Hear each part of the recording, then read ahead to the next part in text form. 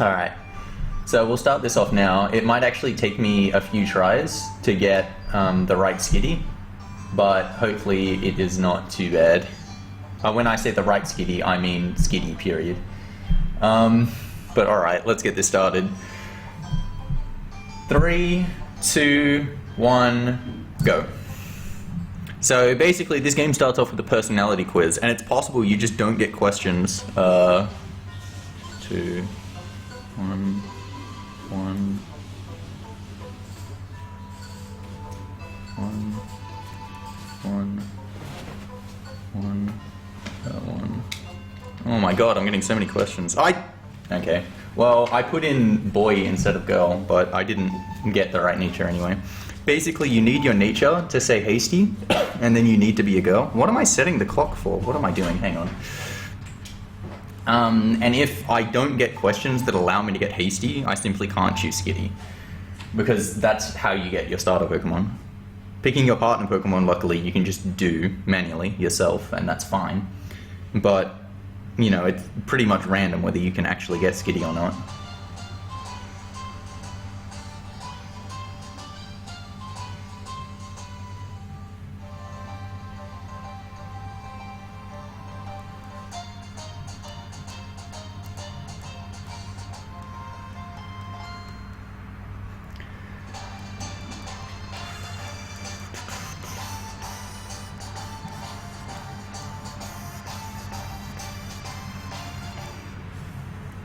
Alright, let's try this again.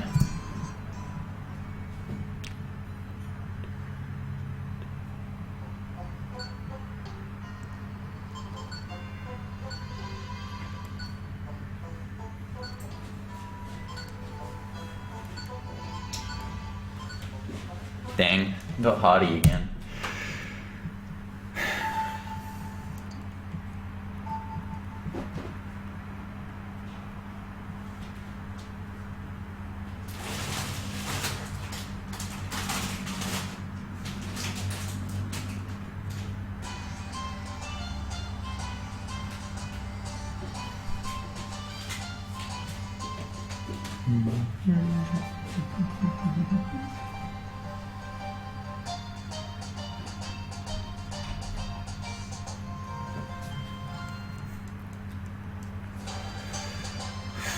Okay, let's try this again.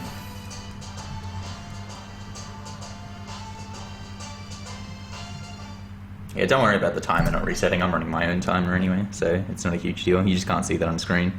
The timer for the marathon is more... Can, that's fine. Do, have, there, do, there. Damn it!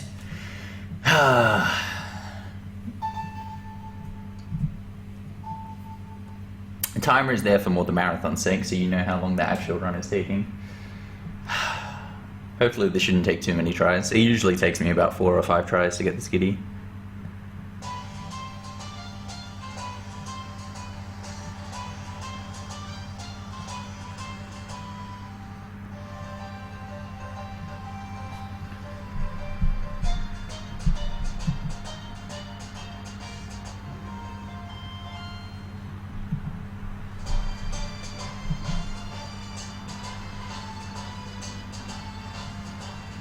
Obviously, doing attempts of this game, like this stuff wouldn't matter, you just wait until you get the skitty. It's just a bit annoying for a marathon run that I have to put up with this.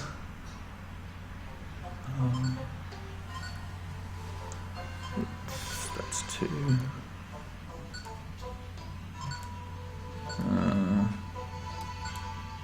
Surely. Imfish, fuck off.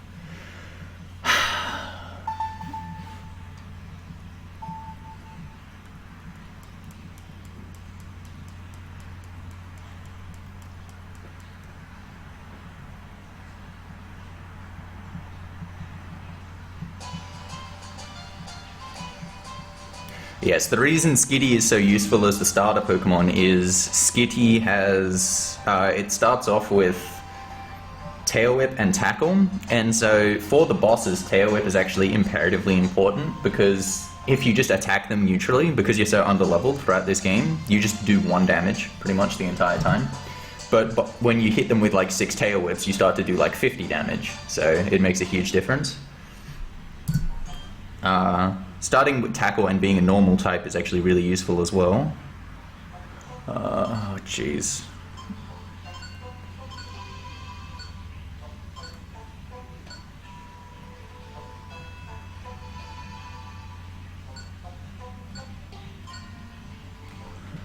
Unbelievable. Anyway,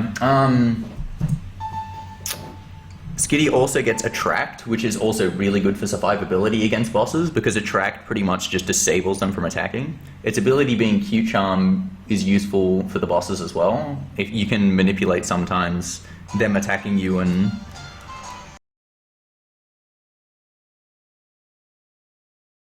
them just getting Attract without you having to use it.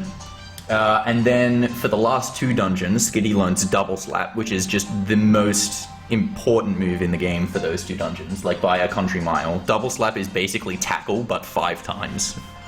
Like, the amount of damage that it does is comparable to all other attacks, and it just does it, like, you know, 2 to 5 times. It does miss a fair bit, but its power is just so much better than everything else. The partner I choose is also Squirtle. It's the to have. It is. I want to go home soon, I think. This one doesn't matter. Damn it! That's the wrong one. Fuck! I think if I'd chosen the right one on somebody, that would have worked. Anyway. I choose Squirtle as my partner as well. 2 main reasons for that. Again, Squirtle also gets Tail Whip, which is imperative to lower the defenses of bosses as well. It like just stacks with Skitty's Tail Whip to do more and more damage. And so of the Pokemon that learn another defense dropping move, that is, what is it, Squirtle, Totodile, Cyndaquil, who has Trico, I think, is the other one. Squirtle is the best of those 6 or however many it is, purely because it learns a 3rd attacking move at level 7 in Bubble. And that just puts it above. Bubble is also a really nice move in that it can lower their speed.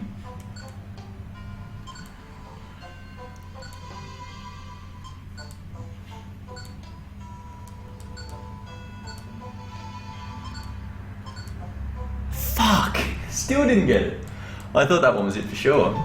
This is ridiculous. Well, it's a good thing I'm actually going to get world record once I get the Skitty, hey.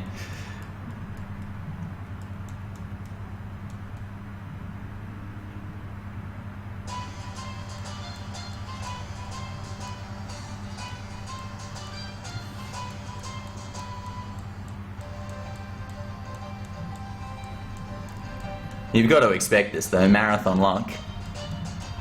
I was considering starting at just having Skitty already set up, but then I wouldn't be able to get world record in a marathon, and I know that's what you all want. I've already gotten like 3, haven't I? Nah, I haven't gotten 3. But we'll just pretend all of my runs are world record. 2, no, yes, yes, no. No, yes, it is. I want to go home soon. No, surely. Yes, we got it. We got Skitty, guys.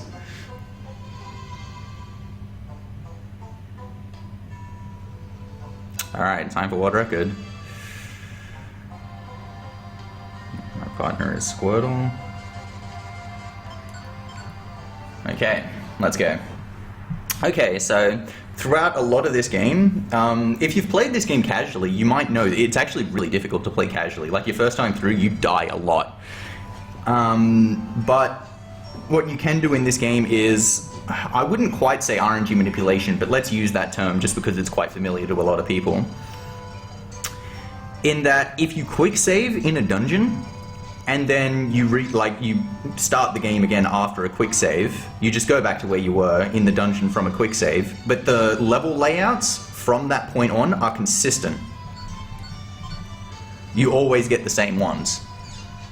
So after the first floor, assuming you play 100% correctly, you can always get the same patterns over and over and over again. The first floor is always random regardless though, there's nothing you can do about that. There are other instances where the floors are going to be random as well, and a lot of them are going to be at the start of the game. For example, in Tiny Woods. I don't manipulate in Tiny Woods because the floor patterns that you get for floor 2 and 3 are on average worse than what you get just by doing it randomly. So I rather just, you know, go straight through like this. Hopefully we can get some good... Oh, that's good. I didn't do this also. Move, select...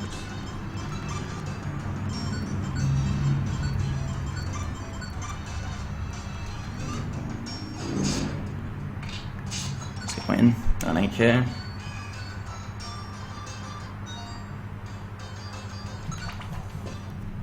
Well, that was pretty amazing. That start. I'll definitely take that.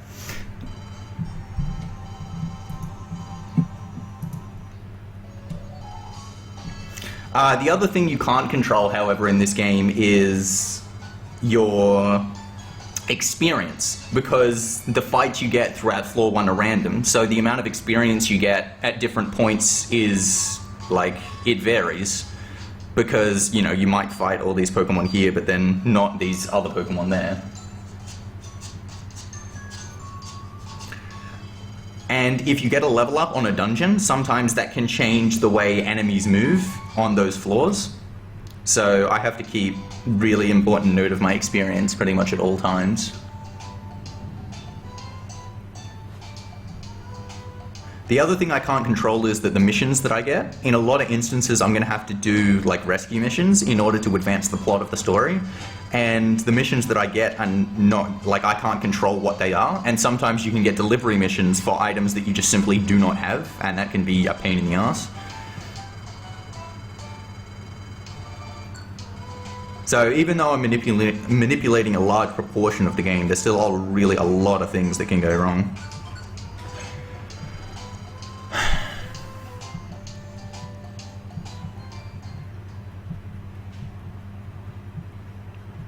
Like, I'm just waiting for me to just, like, die on floor 1 of Thunderwave Cave here.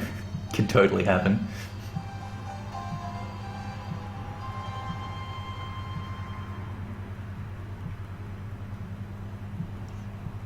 Just letting you guys know, we are actually on world record pace. That was the best Tiny Woods one I've ever had. I wasn't joking.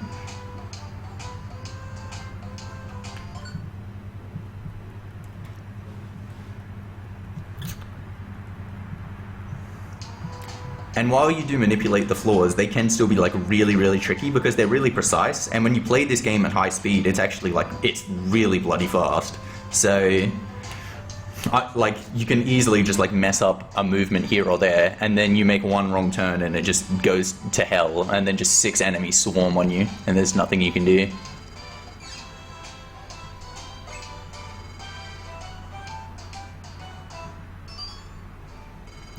This game is really cool and it has really good music though, so just sit back and enjoy it. A lot of the movements you'll be seeing me do inside dungeons as well, they're not the fastest way to get to the stairs, but what they're going to do is, I'm going to be doing like certain movements to manipulate the enemy patterns, like just walking around in a circle at some stage might make enemies that would otherwise obscure your path to the stairs run off and go somewhere else completely.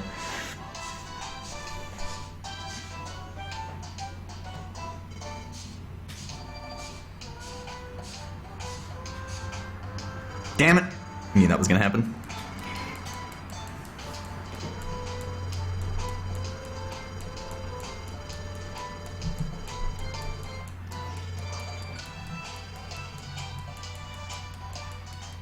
Alright, here we go. Thunderwave Cave.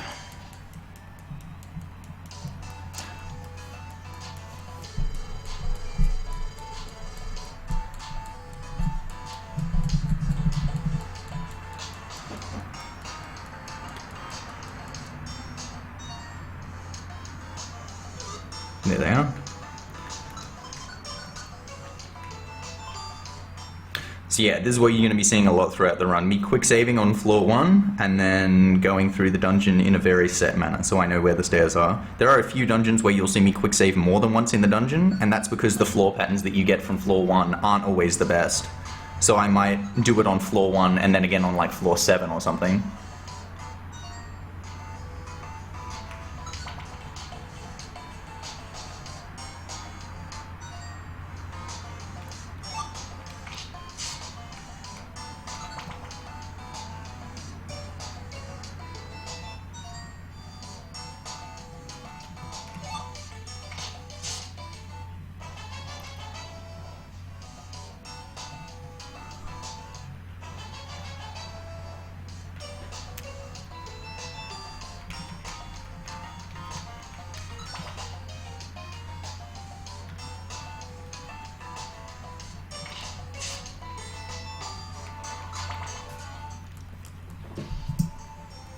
Okay, so there I picked up an apple and a pecha berry extra, just in case they show up in delivery missions later.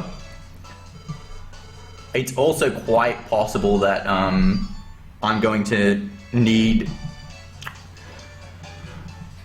that apple for hunger in Magma Cavern, because you do need to eat something for hunger in Magma Cavern, and I'd like to have the apple rather than use a gummy, so if I don't get it on a delivery mission, it still helps out for later. And okay, this is the first place where I'm going to need to do 2 missions. So what I'm going to do here is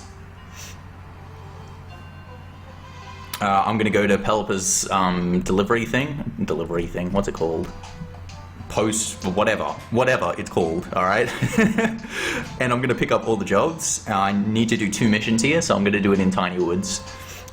Oh, whoops. Ideally, you only do missions in Tiny Woods, Thunderwave Cave, and Mount Steel.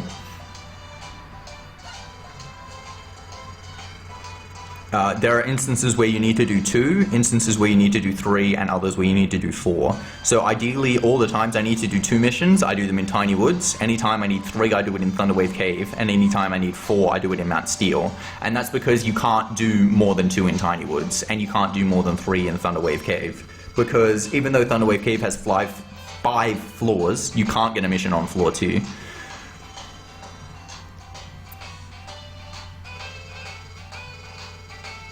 You also can't manipulate the things that you get as a reward from the rescue missions. So ideally I get a few reviver seeds here as my rewards, so that I don't have to worry about dying so much later on.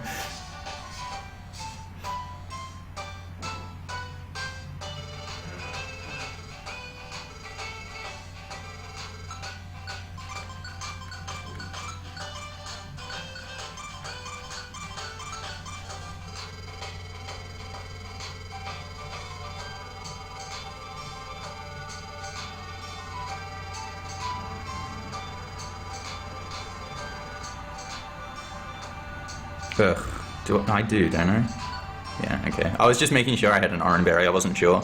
Okay, so the other thing that you might not know is when the missions say near a floor, that means you don't actually have to do a rescue mission there. So if you get near, that's actually really good. Unfortunately for this Tiny Woods one, my near was on the 2nd floor, and the one I actually had to save was on the 3rd floor. But it means I don't have to do a rescue mission here. It's a delivery mission, and it's just going to take the item out of my inventory as soon as I finish up here. So I just have to rescue a dude here, and lucky for me, he's right here.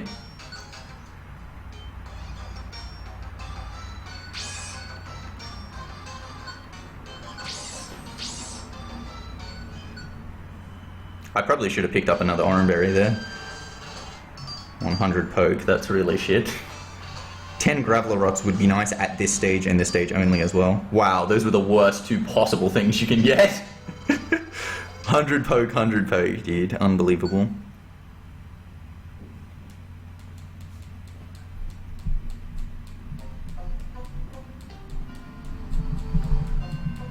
The time so far has still been really good. I am lacking in experience and items though, so I'm a bit worried about dying, to be quite honest with you. I do still have 1 reviver seed, because you get 1 to start with after Thunderwave Cave, always.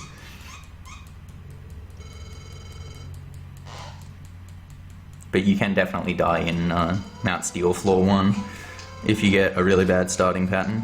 Like, Spearows can just like use Peck and just destroy you pretty much.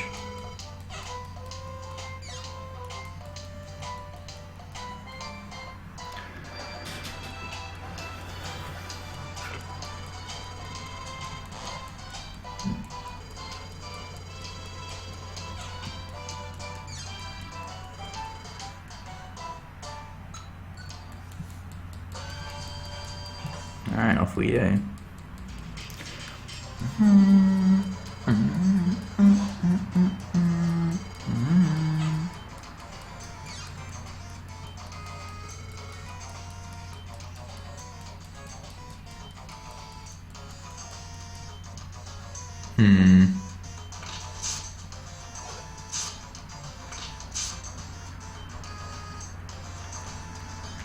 Nice.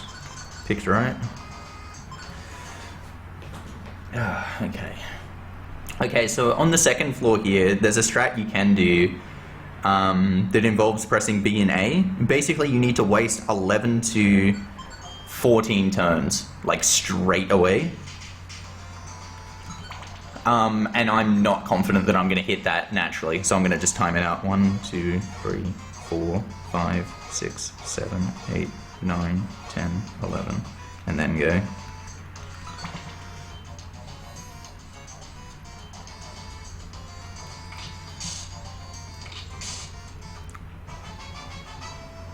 And there's Bubble.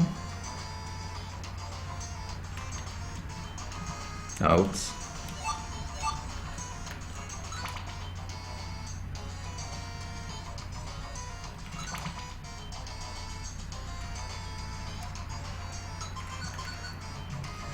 And so I'm doing another quick save again here because, like I said before, the patterns after the 5th floor, after doing it just on the first one, are really bad.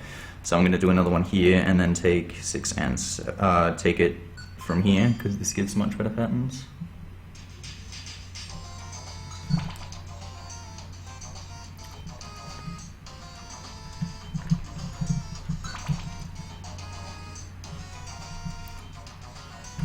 Look at that long range bubble. Got him. Pokes me.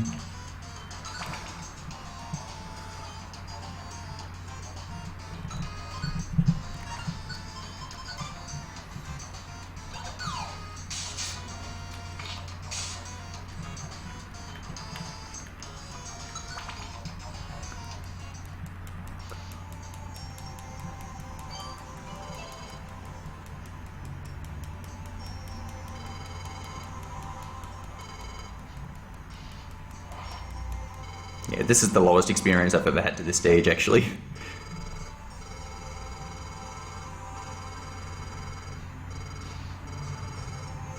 I'm usually level 7 for that Beldum, so I don't have to throw a rock there, but at least I noticed I was level 6, so I had to.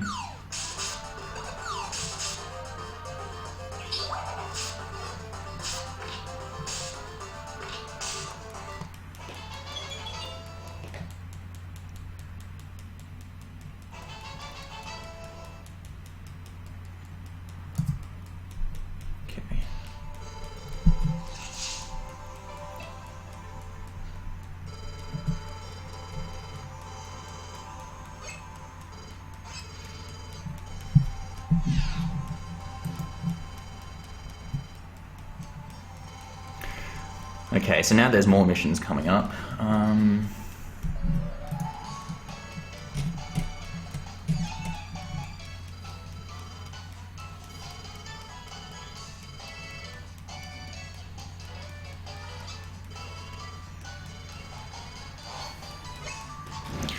So I'm going to go back to the board here because I need to go talk to Wigglytuff anyway and accept all jobs, except I am not going to take Mount Steel 5th floor because so the pattern of the floor layouts are the same from doing when you do the quick save manipulation, but if you have a mission on the floor, it gives a different pattern to if you don't have a mission on the floor.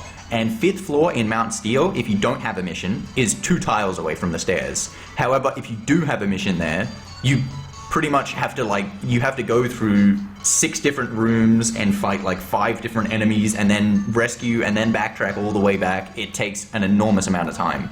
So I'm going to try and get my 4 missions that I do in Mount Steel on 3rd floor, then 6th, 7th, and 8th, instead of taking one on the 5th floor.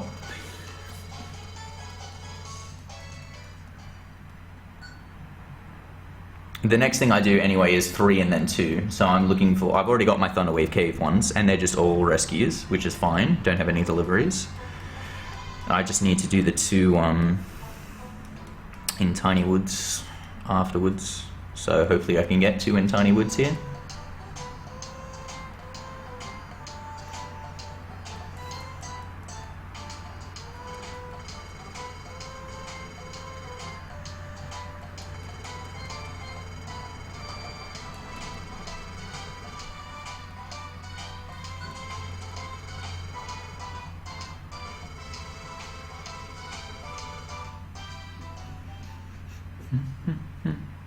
Ideally, I don't like buy any items from Kecleon or use the Kangaskhan storage at all, but I am going to need to use Gulpin at some stage.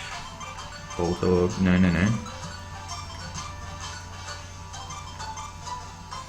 Okay, so I've got all the missions that I need now, and they're all rescue missions. So unfortunately, I didn't get any like really good delivery missions that are just like near this floor, but I did get no delivery missions, period, so I don't really have to worry about items at all.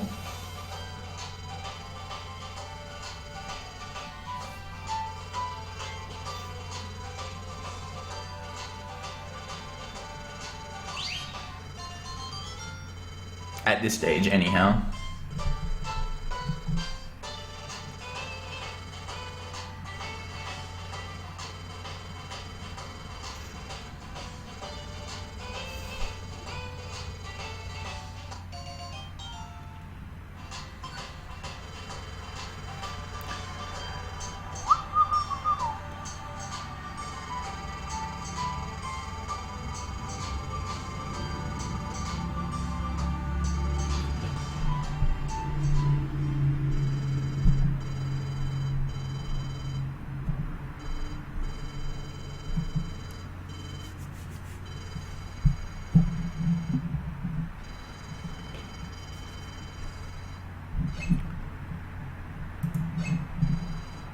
Okay, so yes, there is a lot of cutscenes in this game, but the music's good enough and the story's good enough that it really doesn't make too much of a difference, honestly. And this game, even though like it used to be pretty much just RNG the game, but now, honestly, I think it's the highest execution Pokemon game out there. Because the movement is so fast, and you just cannot make a single error at all when you're doing it correctly. Like, at the moment, I don't think anyone's put up, like... You can still save a lot of time just based on the execution, just because you can go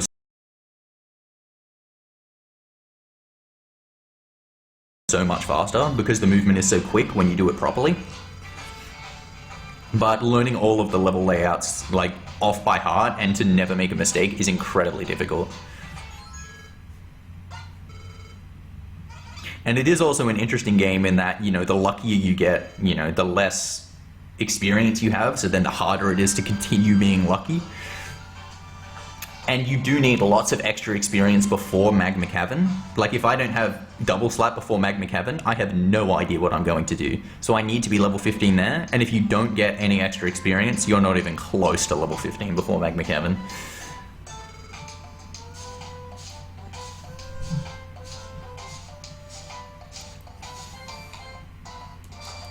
Okay, so now 3 missions. So Thunderwave Cave, off we go.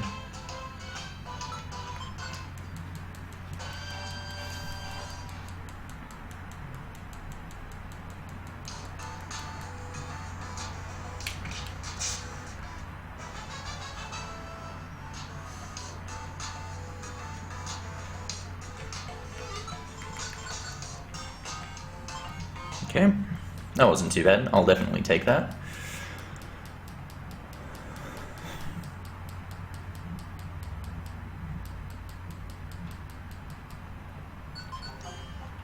The missions are the ones that I don't really remember the patterns as well. Hopefully I don't mess this up too badly.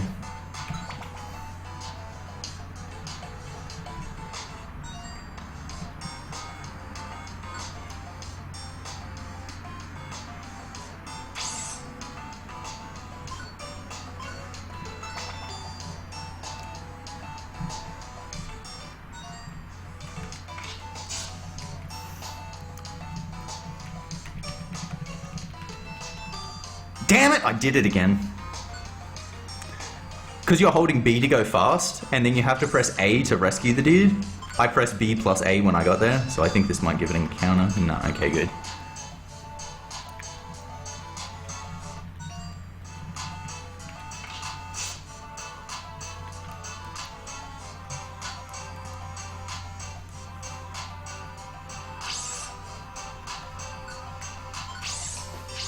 Okay, that wasn't too bad. Could definitely have gone worse. Also, I like how it's always Voltorbs.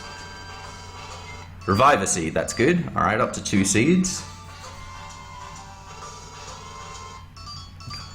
Also, max elixir is not useful. Revive a seed, alright, up to 3 seeds, that's good. I feel a lot more comfortable now.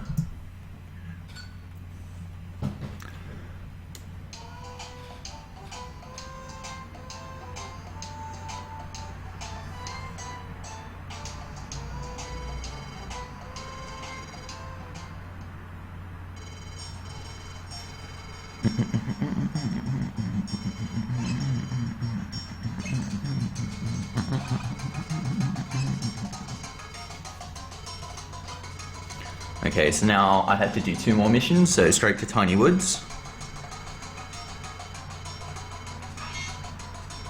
By the way, for anyone who was wondering, at this stage, I am 36 seconds ahead of world record, and I'm like 22 minutes in. Ignore the actual, like, the timer on the marathon, I'm just talking about, like, the actual run once I got the skiddy, of course. And so this run is actually, like, really good pace right now. It's going really well. I'm a bit worried about my experience, but that'll probably get negated later on, because obviously the experience you're getting at this stage is negligible compared to how much you get later on. The only thing that's annoying about the text, like, you can hold B and just go through the text straight away, but if you hold a direction, then it doesn't clear at all. That's good. Both rescues. Is that him there? Damn it, fuck off, Wimple.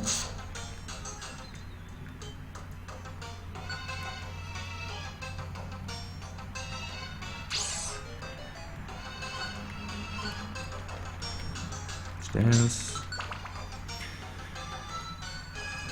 Rescue, rescue, rescue, rescue. Fuck off.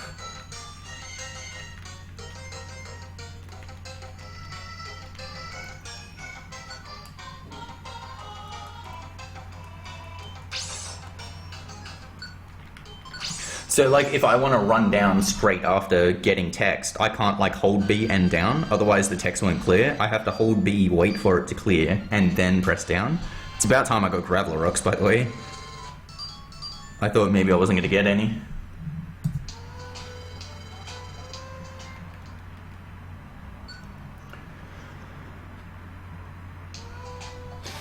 Okay, so now I'm going to go back to the board this time and get Thunderwave Cave missions. Get 3 again for later. And then I'm going to go Link Moves and then head off to Sinister Woods. Oh, I'm so underleveled. Actually, maybe not, but I'm not even close to level 10.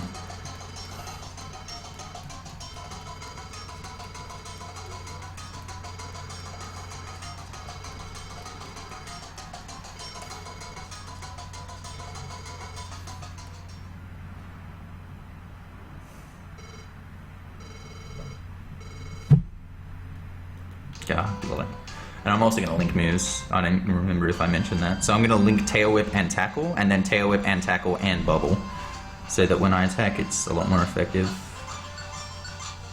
Good.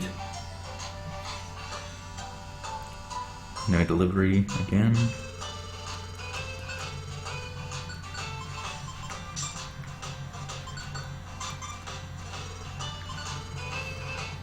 Okay, done. Now after Sinister Woods.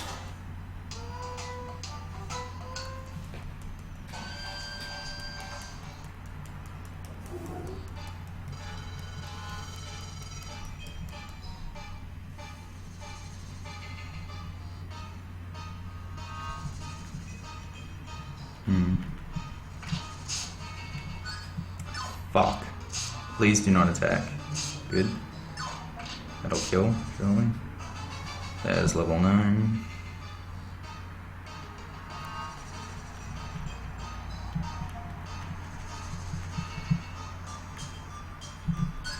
I want to make sure we're both attacking this at the same time so he doesn't get a chance to attack me.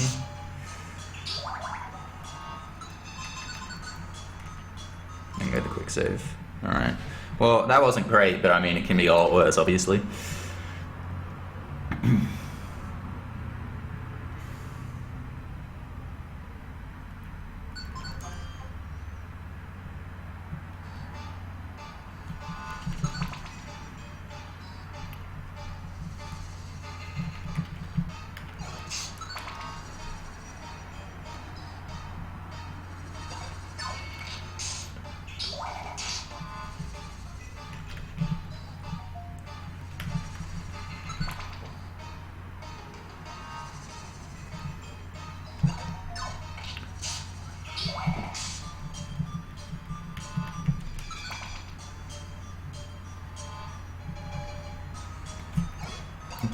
Whatever, that should be fine still.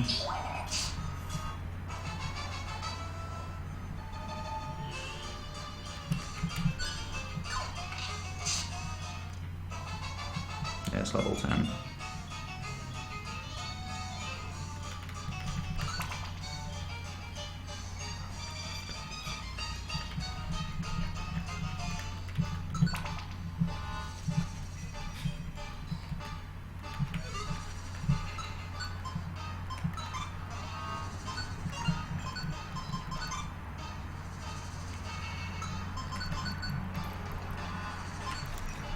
Quick save here.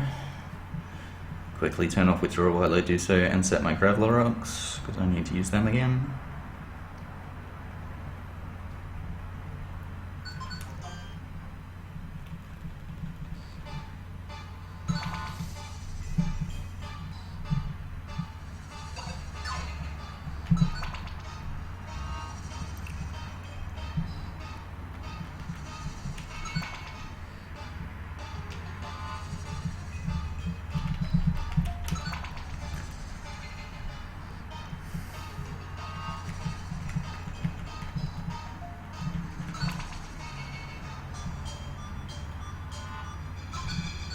Damn. Okay, and now for the boss.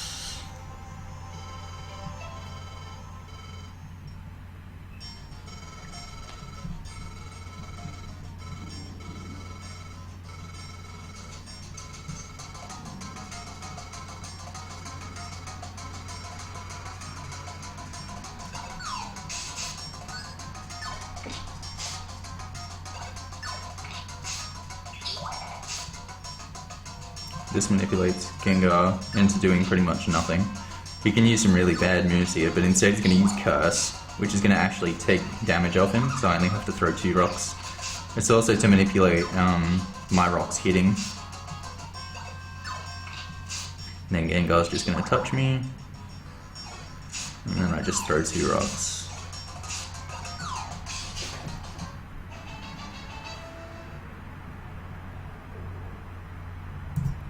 Okay.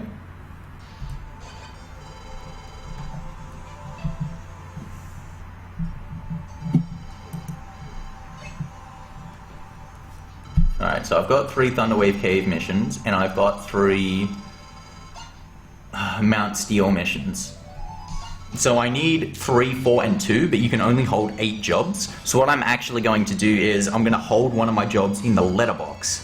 I'm quite confident that right now I have the 3F mission in my letterbox for Mount Steel. So that's my 4th one for Mount Steel. So I just need 2 in Tiny Woods. So I'm going to go to the board now and try and pick up Tiny Woods, because I don't want to do too many dungeons before I look for them, because then it'll give it too many options. It'll be like, oh, you could have missions in Mount Thunder and Mount Freeze and Mount Blaze. So there's not going to be much chance for Tiny Woods to be there. So I want to go there straight away. In an absolutely perfect run, you would just wait until you have to go back to the board for the Uproar Forest mission, but I'm not risking there just being 2 there at Uproar Forest. That's just ridiculous.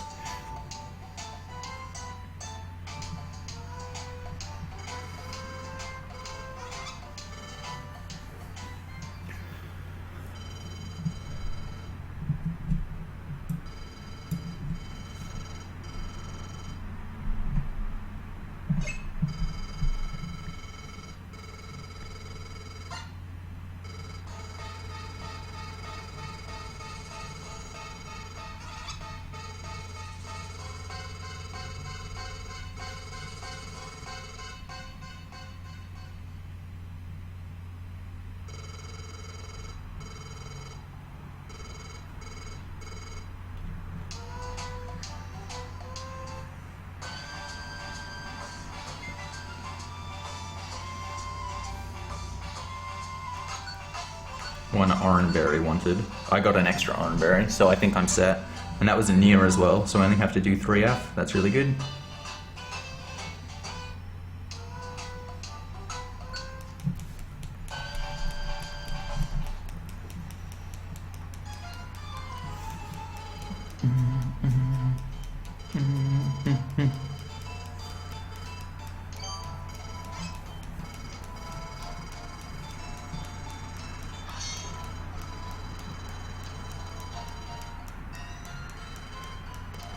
Okay, so there's a really good example. 6th floor of this one, I have to do something different if Squirtle is level 11 and if he gets level 11 during the floor, because it's going to change the enemy patterns. There are a few floors that are actually really important in this one. 5th floor is another one that I've got to pay a lot of attention to.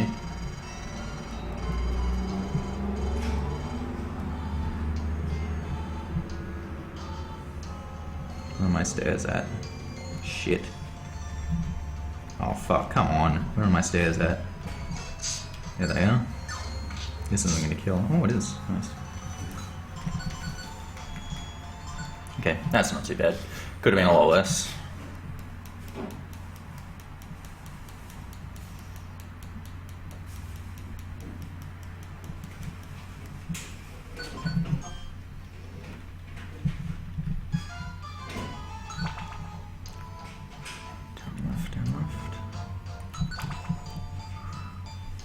And like this might look a bit stupid, but it's to manipulate as well.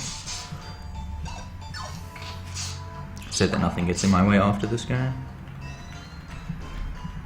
Dodge the sleeping yonder there.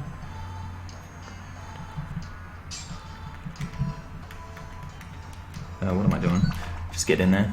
Alright, so regular attack.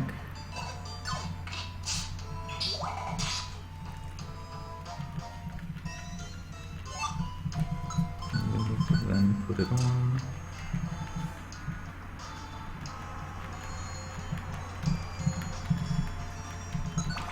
Alright. Squirtle's not level 11, so regular attack here. Regular attack again. Does he get 11? He gets 11. Okay, so I'm going to have to try and do a bit of tricky manipulation here. And then I just completely fuck up. Okay, never mind. I just went the wrong way. I'll just kill this. Nice crit. I'll take the experience. That wasn't too bad. Again, just one enemy. Alright, whatever. I'll take it. And here I'm going to manipulate this critical right here, and then I'm going to do a bit more. See, like this, and then like this, and then like that. To get into the stairs without an encounter.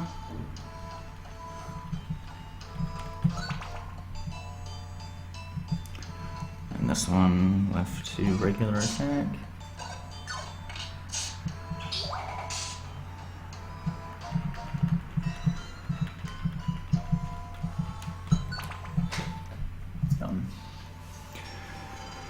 Okay, that wasn't too bad. It was pretty quick, and I got some experience back that I was lacking a little.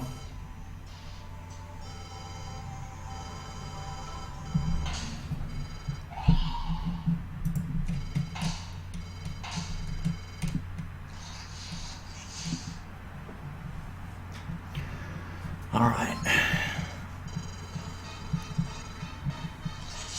Okay, I've got to make sure to say I've got a stomach ache to Alakazam, otherwise I could lose time. For anyone that was still keeping track compared to world record, I am now a full minute ahead. This run is going really well.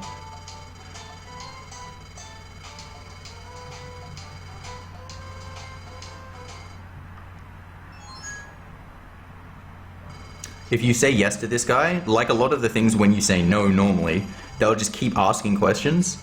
Like if you say you're determined, they'll just be like, are you sure? Zapdos is a beast, you know? But if you just say no, they just straight away just go to the point where they're just like, oh, okay, he's not going to fight. And then your partner defends you. Yeah, see? It's just like, no worries. That's the case for a lot of things if you keep saying no. Like if you're just like, do you think it's, like, do you want to form a rescue team? No. He's just like, oh, come on, I think it'll be great. No. Oh, you're just joking with me, aren't you? Yeah, you'll do it.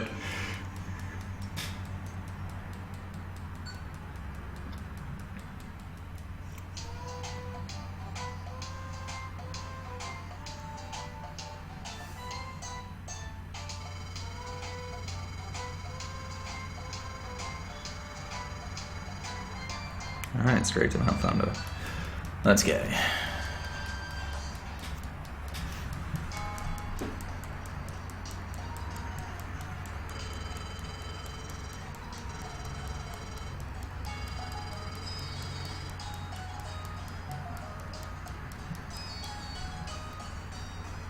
That's not stairs.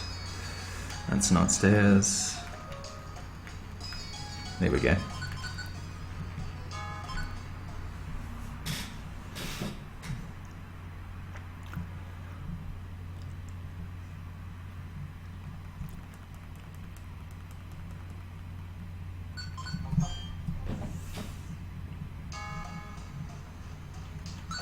Okay. That's still pretty good considering like I didn't have to fight any pokes.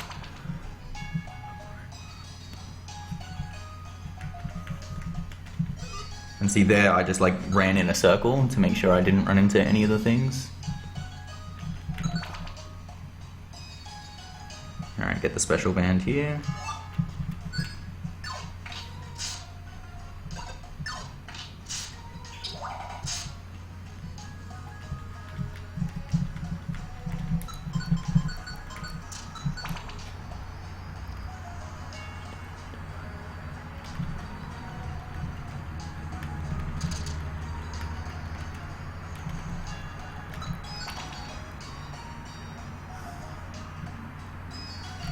No, whoops. Almost didn't attack him, that would have been really bad. And Squirtle gets the kill here. Squirtle has some nice tight matchups on the things it needs to as well. See, Bubble there is really nice.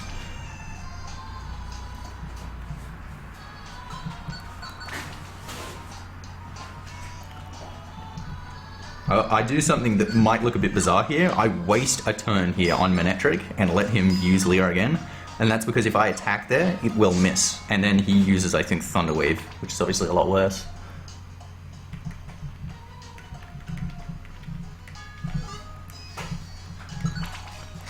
Alright.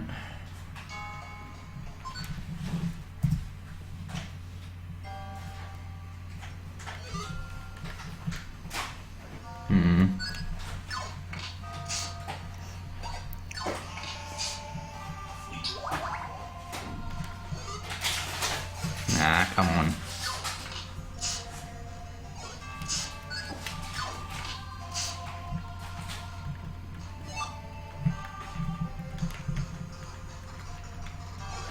This is my first bad one. This is not good at all.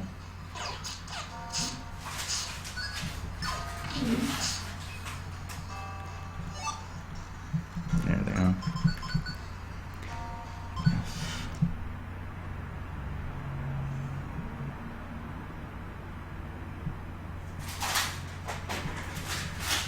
That really wasn't great, but I mean, at least I'm less worried about experience, I suppose.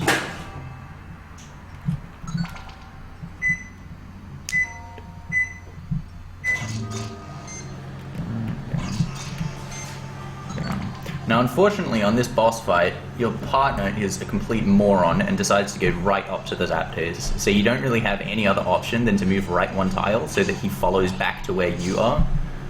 Otherwise, Zapdos will just attack him, and you just can't reach Zapdos, and that's just awful. It's the only way you can do anything without giving Zapdos a free turn. And now you're going to see the usefulness of Attract also. Oops. So use Attract on the Zapdos, and then despite the fact that it's genderless, a lot of things are different in this game compared to the main series.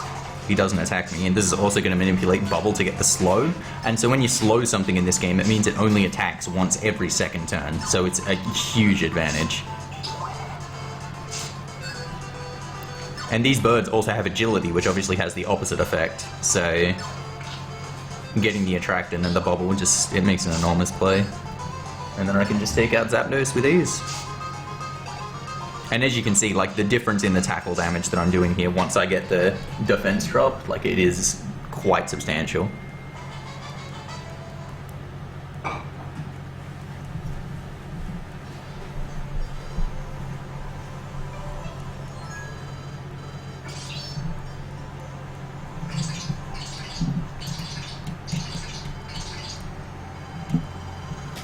Okay, despite the fact that my peak wasn't good, my bottom was really good, and I made up another 20 seconds on world record. This is going so well right now.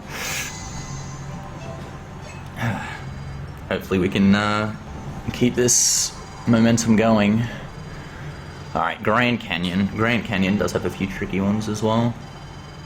Oh, Great Canyon it's called. Alright, it says Great Canyon in my splits and my notes. I still call it Grand Canyon.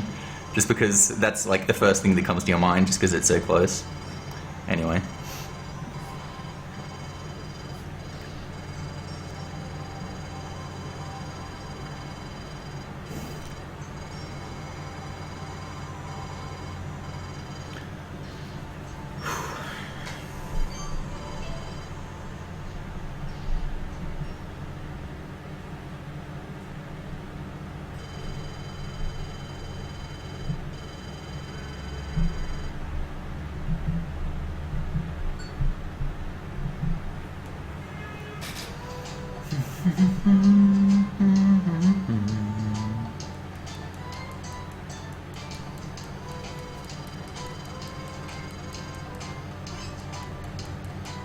Okay, 112 when I answer these. 112.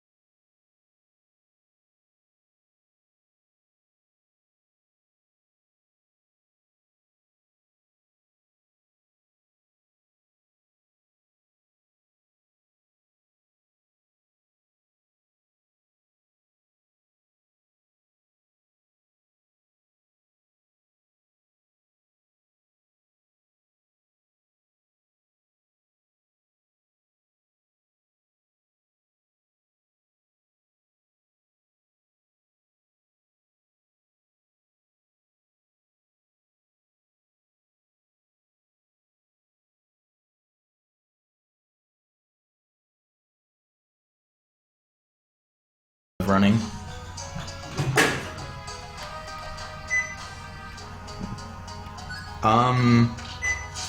What did I do wrong there? Shit! Yeah, I did something wrong there, unfortunately. I was one tile too late. So this is gonna cost a little bit of time, but it'll be a lot of experience there.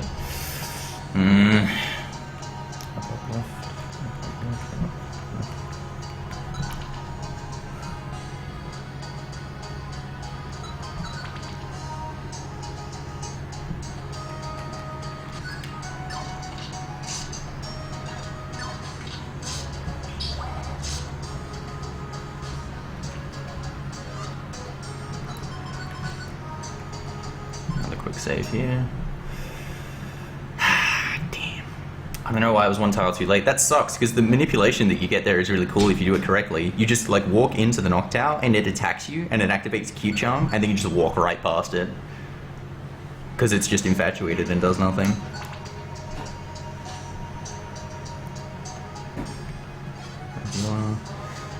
uses smoke. Then I go the attack, critical, and kill.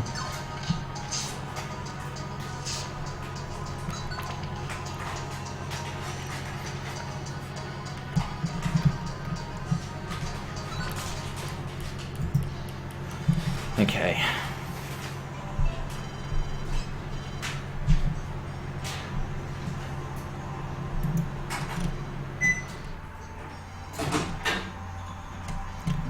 And so that's the last before I set out as a fugitive. I've still got 3 Reviver Seeds. The run's really well placed. I feel like I've still gotten a fair bit of experience as well, which is really nice.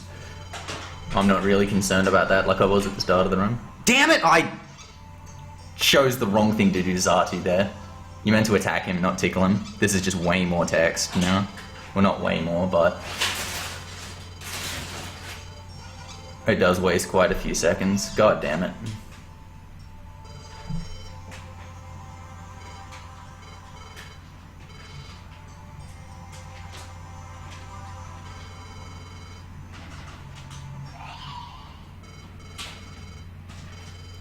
Damn, that sucks.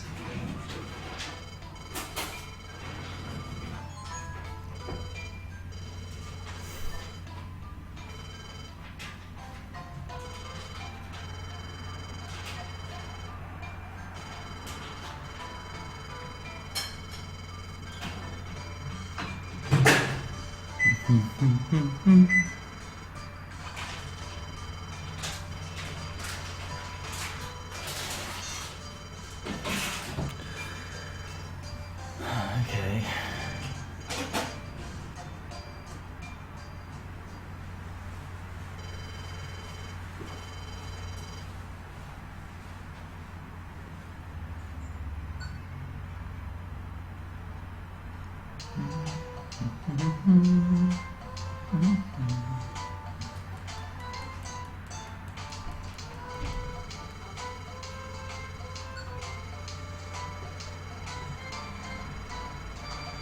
I've got to say 2 on this one as well. When I say 2, I mean the second option. I was meant to do that on Zatu, but I wasn't paying attention. It's because I scrolled past it on my notes, and once it's gone on my notes, I'm just like, yep, that just means mash A. In case there's any questions. Like right here, it doesn't say anything, but I know there are questions somewhere. So I've just got to mash A. Like holding B clears the text straight away. I'm not really mashing A, I'm just like pressing it casually, just in case any questions come up. Because I know they happen at some point.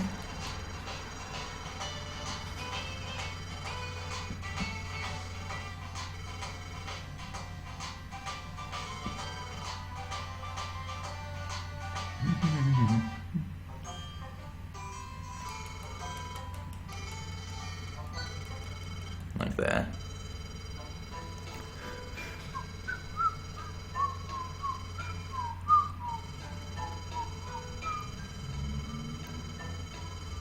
If you wanted to get a drink at any time during the run, by the way, this is probably the time. These cutscenes are quite lengthy right here.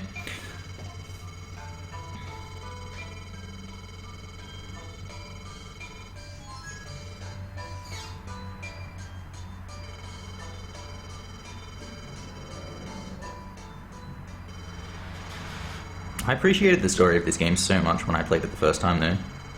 Like, especially from like a Pokemon game, you don't expect something like this. Well, at least you didn't at that stage. You're expecting something like really happy and whatever.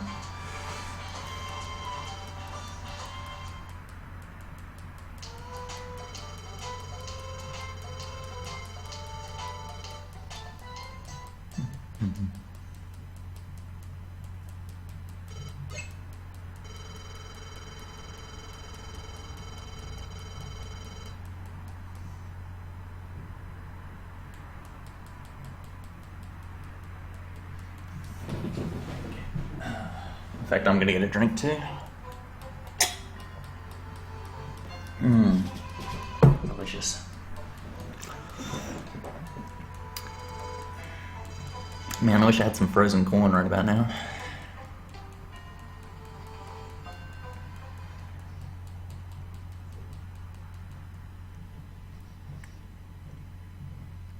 I'm really disappointed that I tickled Zatu. It's like the only real mistake that's happened so far. Everything else has gone like just super well. I've got 3 Reviver Seeds, I'm alright on experience, the floors are going well, I've got all my missions set up. I don't have to worry about items.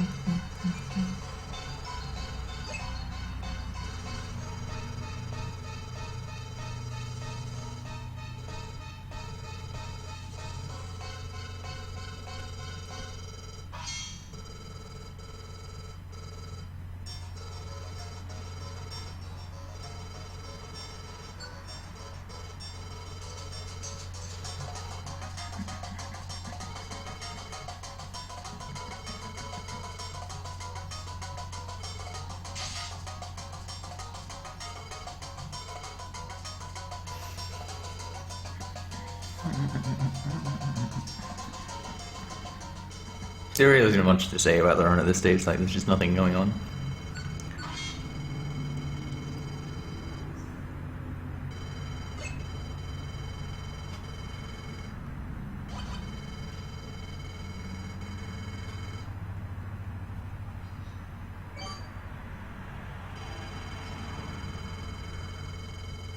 I love how the town meeting happens in like 20 seconds.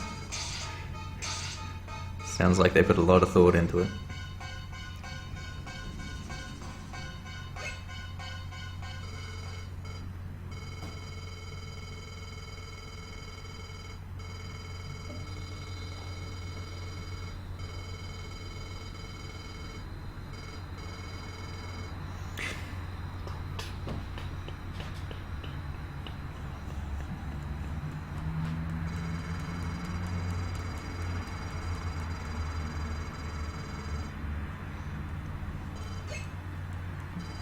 Aw, Caterpie lives in me.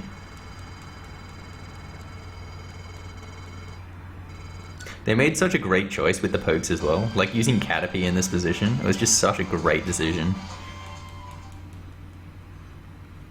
Couldn't have chose a better poke.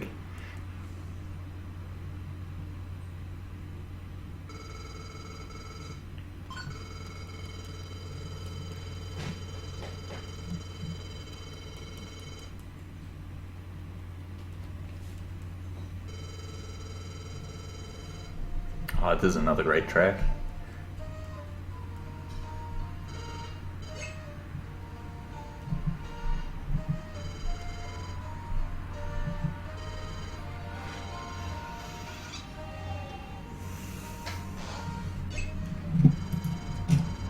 Okay, so Lapis Cave up first. Lapis Cave is actually, like, incredibly easy.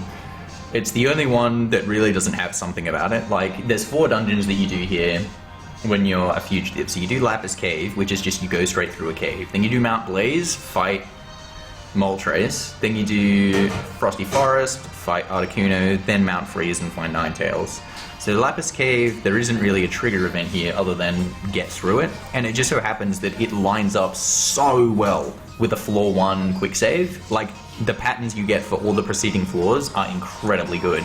You just end up right next to the stairs in so many of the floors.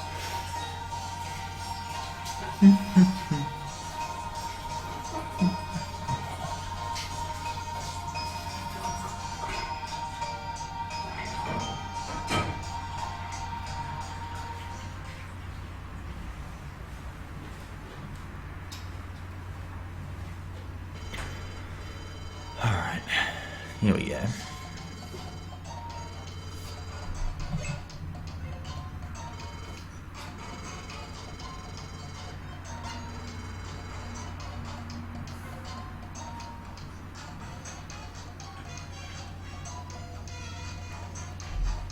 Oh, whoops. Nice.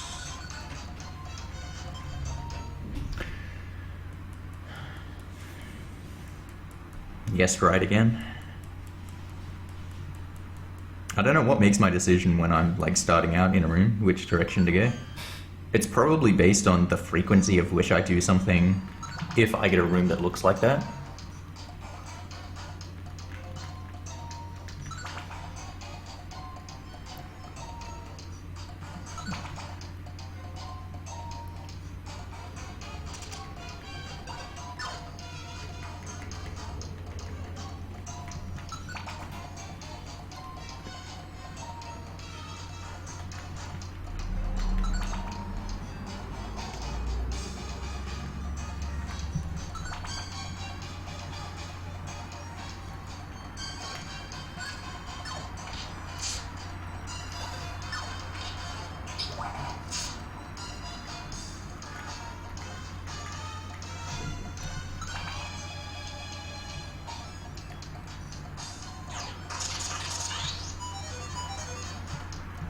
Ah, come on.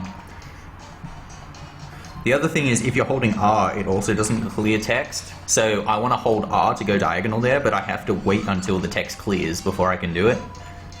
Otherwise, it'll just like completely stop what it's doing and wait for me to stop holding R.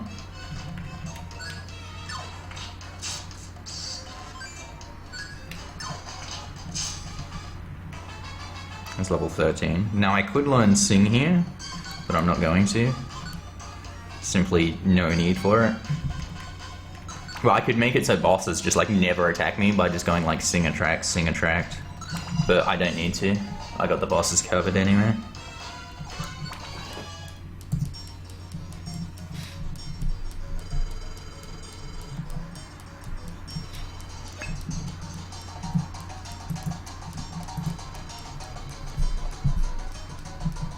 Okay, and now we move into Mount Blaze. Mount Blaze has got some tricky stuff in it. The same thing's going to happen for when Squirtle hits level 13 as well. He's going to learn Water Gun, and Water Gun you would think would be really nice, but I'm not going to teach it, simply because it's another move, and it's just going to waste time. There is no instance where I need Squirtle to use more than the 3 moves it's got. Like on the bosses, Water Gun's going to be doing 1 damage, because I only like reduce physical defense. Bobble is still useful for killing a few things, just like in battle, like magmas and whatever. And it's also useful for slowing down, like I think I slow Rayquaza with it as well.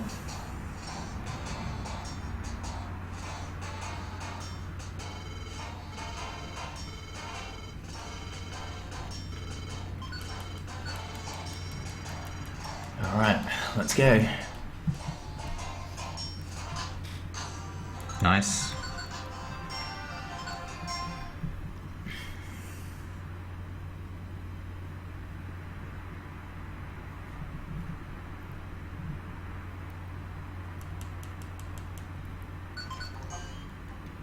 Good floor 1 RNG again.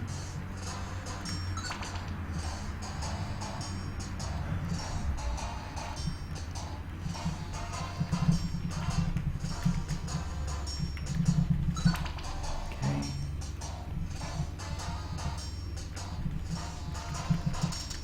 Come on, get in there.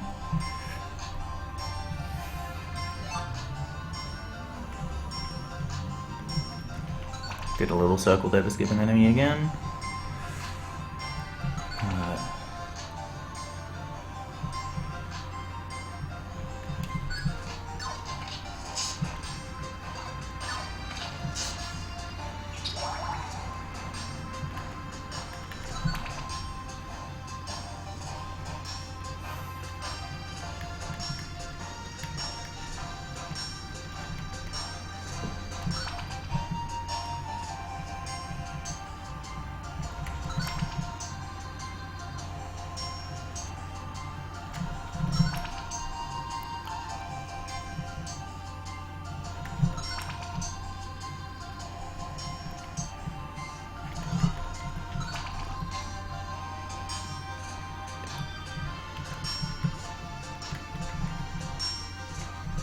Ah, come on.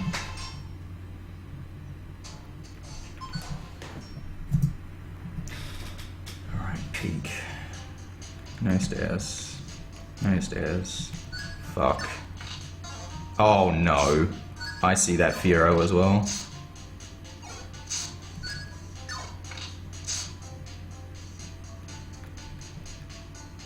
Where's he going?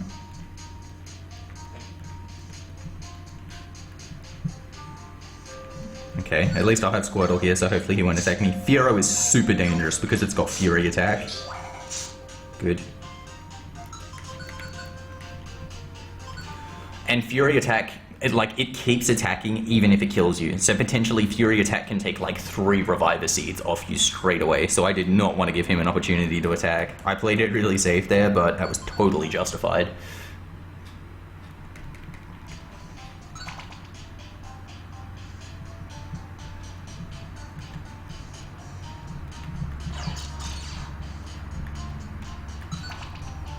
Okay.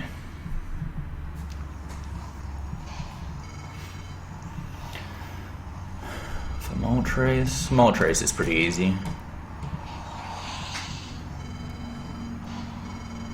I think I've got enough health to take the first attack, so I won't lose a Reviver Seed.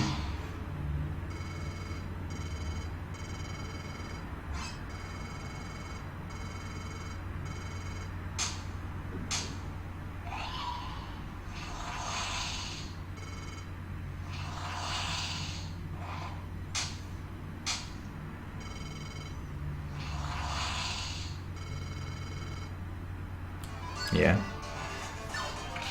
So I'm not going to lead with the Tract here because he doesn't use anything good. Turn 1, he just regular attacks me, I think it is. And I get that slow as well. Yeah. So now I go the Attract, and now he just won't get another attack in. I can just spam tackle and throw him down.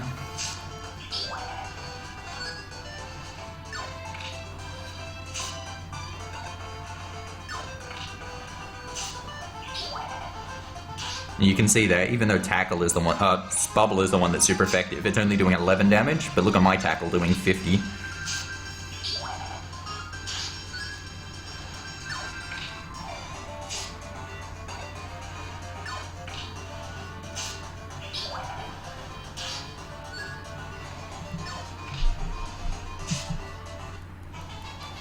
Okay, Water Gun. Do not teach Water Gun.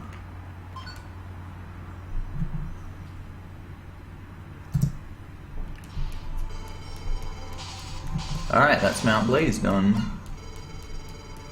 about the Frosty Forest? 1 star from 2, 1 star from 1.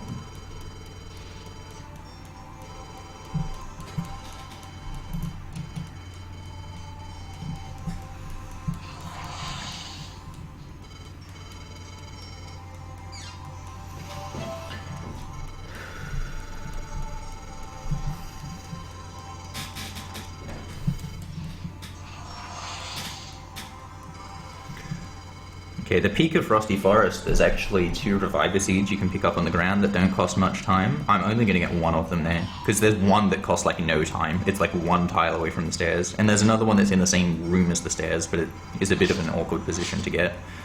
And I think with 4 I'll be fine, unless I lose one before I get to that floor.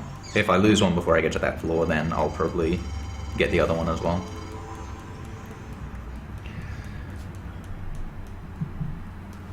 By the way, for those who are keeping track of this run versus world record, I'm now over 2 minutes ahead.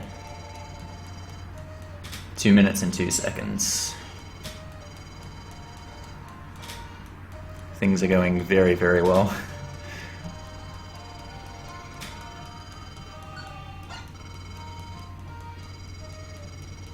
There's still a few places that things can go really wrong. Mount Freeze, the one after this is Frosty Forest.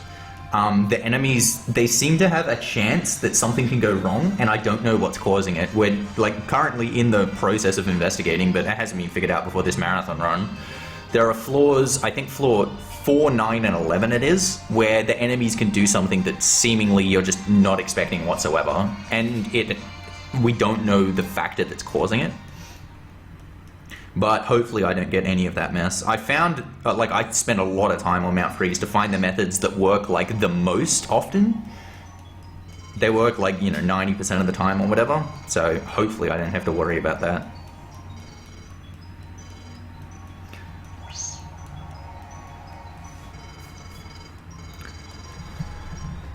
Okay.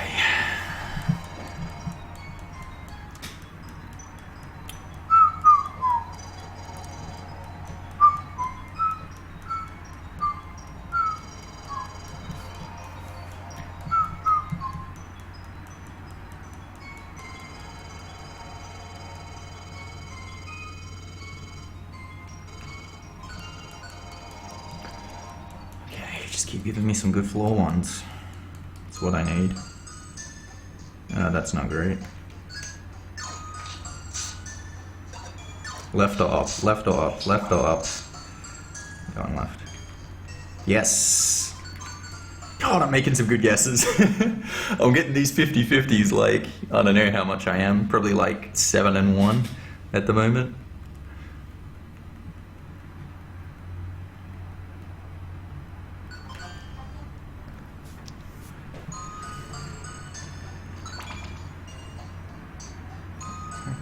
As all.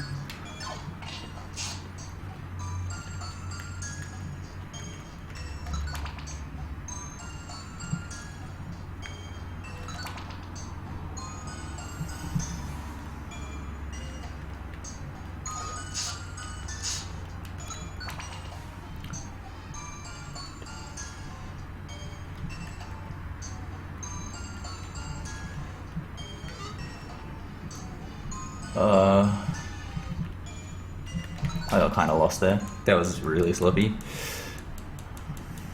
That's what I mean about the movement. Like, I could have just guessed the direction that I was supposed to go there, because I could not remember, but I'm not really willing to take that chance and then just get completely fucked.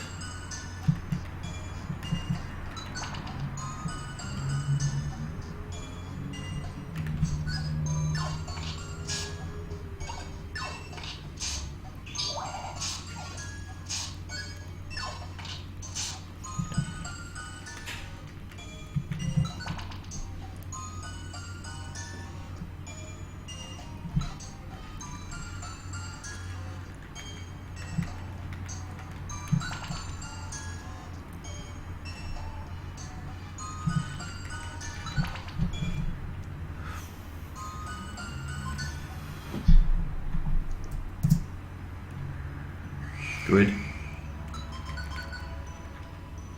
That's really important because the second floor of the grotto here is shit, like absolute shit. There's a bunch of Metangs, and Metang's ability is Clear Body, so Tail Whip doesn't work on them. Yet, like, it's so hard to do damage to these Metangs. And there's 2 of them in the room, and there's just nothing you can do about them. So you do take a considerable amount of damage, so not taking any damage on floor 1 is really nice.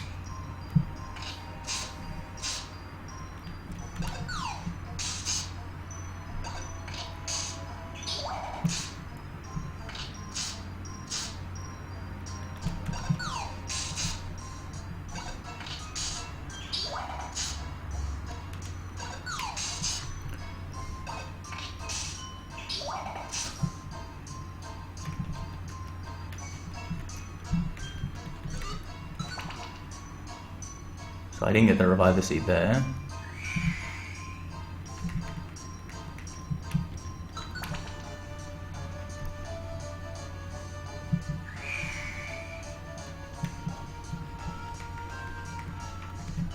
But I'll pick up that one. So now I've got 4.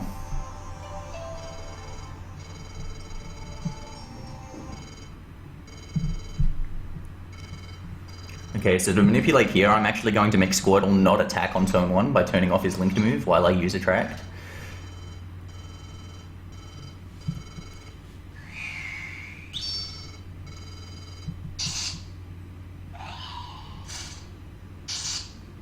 And it's also so he doesn't run out of linked moves and then they de-link.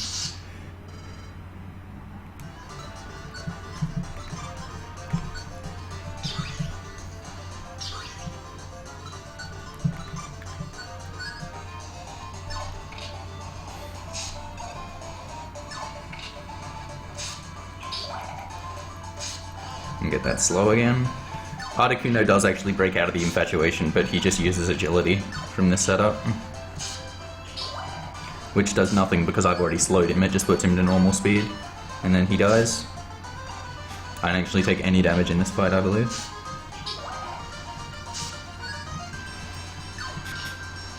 That's the crit, yeah.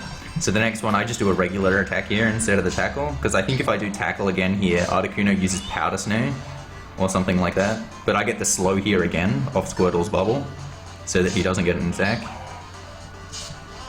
And then I get the kill here with tackle.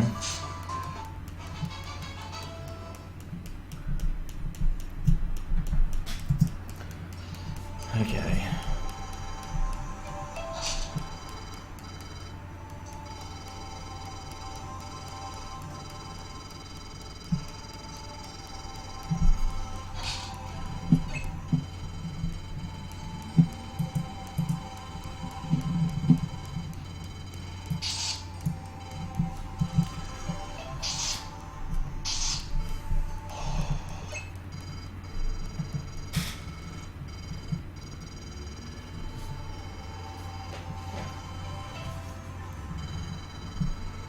Okay, so now Absol joins my party, which is a bit annoying.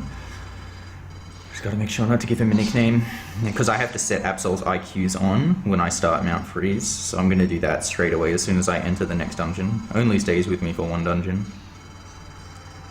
Just so Absol doesn't like wander off and fuck off by himself and then get killed or whatever. Don't want that to happen. The IQs of Absol also determine some enemy patterns as well, so I like to keep that consistent. Or as consistent as I can, anyhow.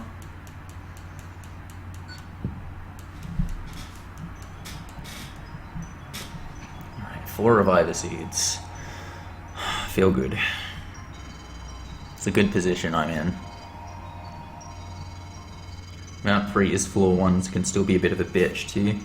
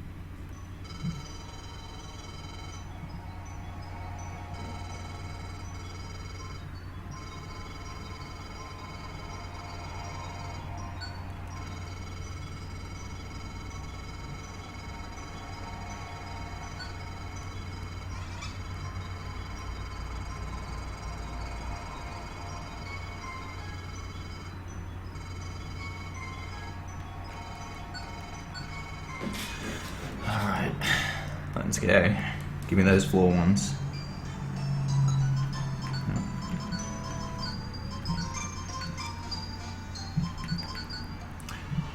I'm gonna do the quick save straight away here. Because I'm in the menu, because I'm setting Absol's IQs anyway, so...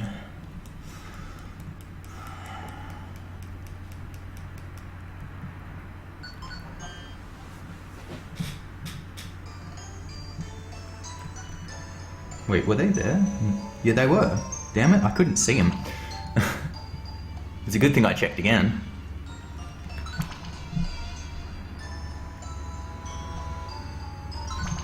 Almost made a complete fool of myself.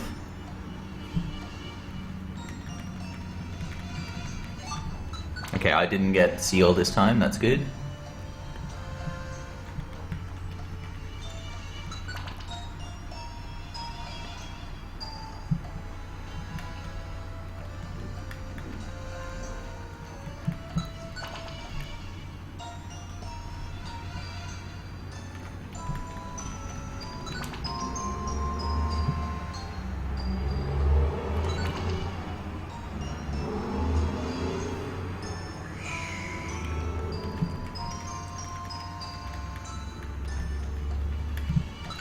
can get one on 9. It's good.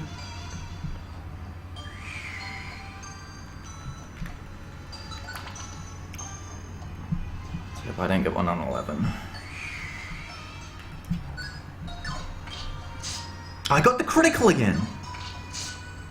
I'm going to get one here. Okay, I'm going to do something different and just hope fucking Chimecho doesn't show up if I do this. Okay, he didn't. That worked out well.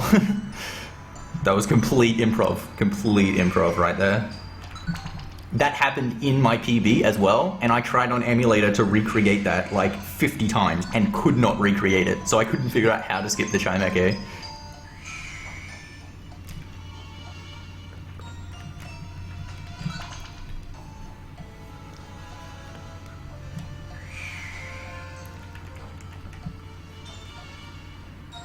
What? Oof.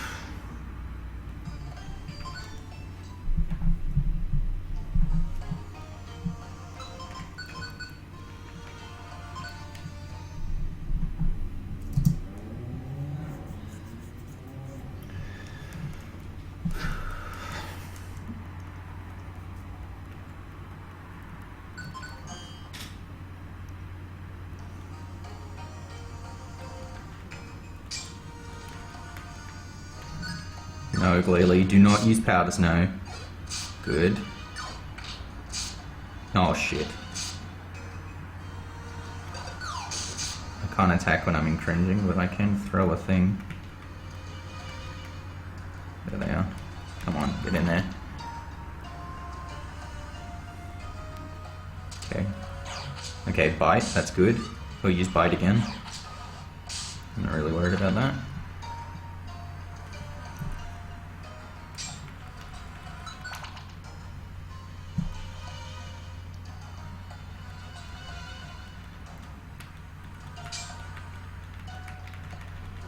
Whatever.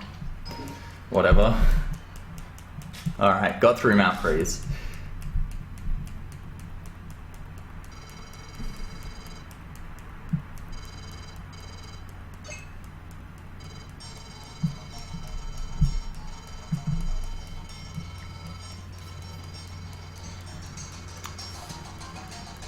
And now it's mission time. Okay, so pretty much all that happens from now until Magma Cavern is I do 3 missions in Thunderwave Cave, then I do Uproar Forest, then it's 4 missions in Mount Steel, 2 in Tiny Woods, and then it's time for Magma Cavern. Unfortunately, I'm only level 14 at the moment. I need to get level 15 at some point. Now, what I'm going to do is I'm going to check my experience after I do the 3 missions in Thunderwave Cave, because the 3 missions in after you complete a mission, it brings up like a victory screen or whatever, and it shows the experience that you have. And I know you need 11,890 experience for level 15, and that you're assured with my method 767 before Magma Cavern. So that means I need to make up the difference towards 11,123 if I'm below that.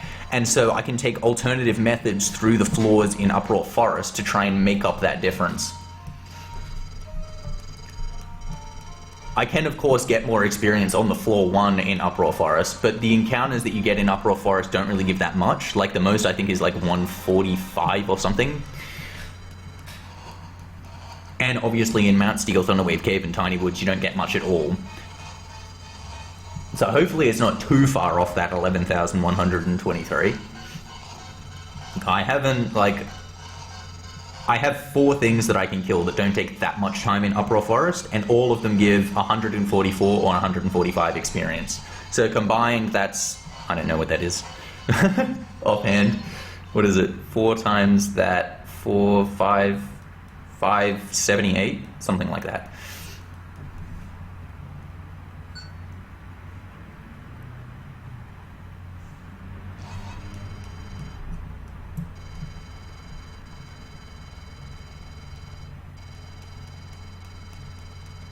Have I already taken the missions in Thunderwave Cave? I can't remember.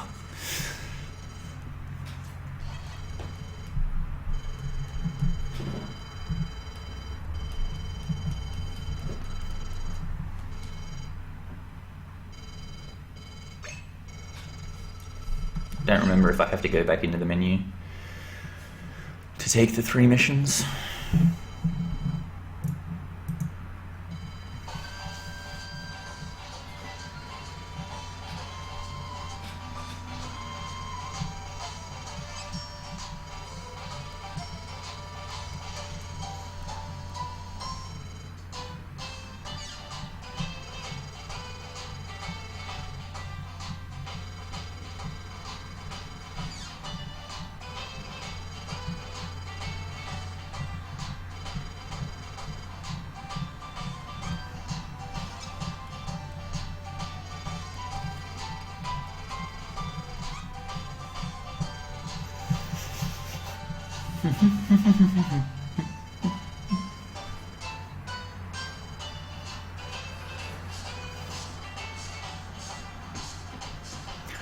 But yeah, definitely the next thing that I really do have to worry about is getting to level 15 before Magma Cavern. Gotta make sure to check experience after Thunderwave Cave.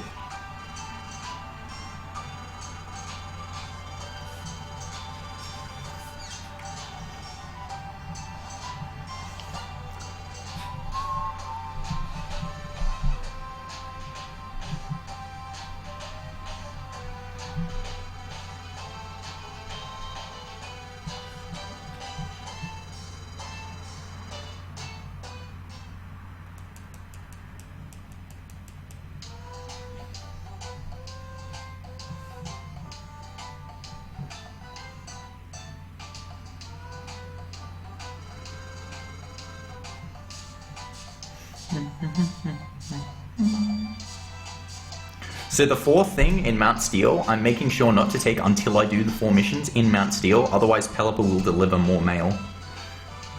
And that's not good. I didn't. Whoops.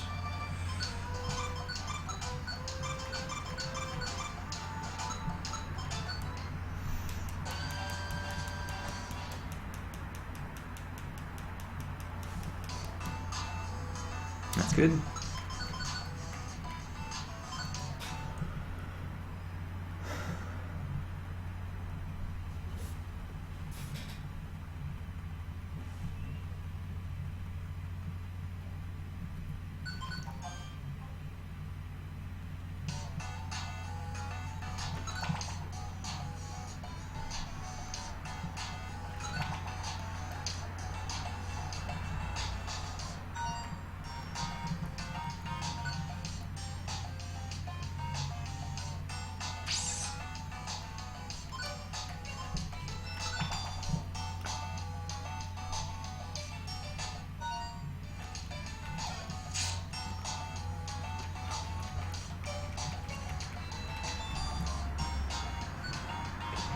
Didn't B plus A that time.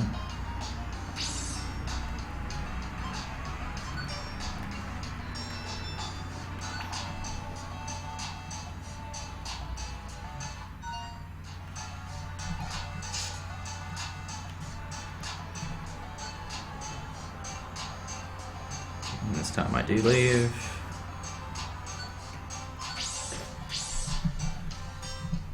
Oh shit. 10-2-2-1. Another reviver. I am like almost 1,000 behind. Another reviver, but that isn't with me. Okay, so I've got 5 revivers. That should be fine.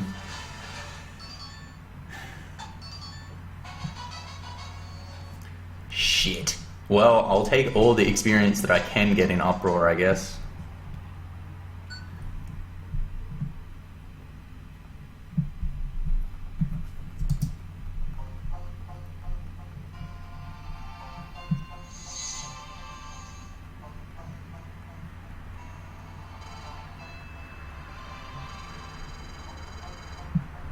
So what was it? 10-2-2-1. So I'm...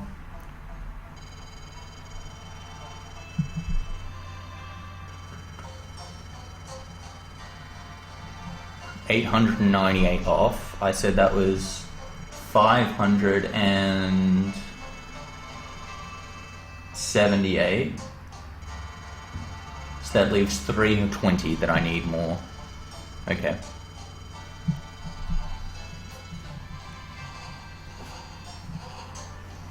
take that off.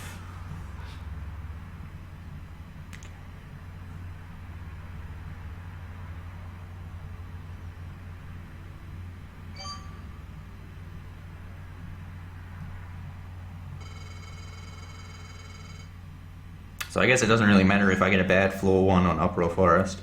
Though I probably wouldn't want a monster house. You can potentially get an, just spawn straight in a monster house in Uproar Forest. It's the only thing, the only place it can happen.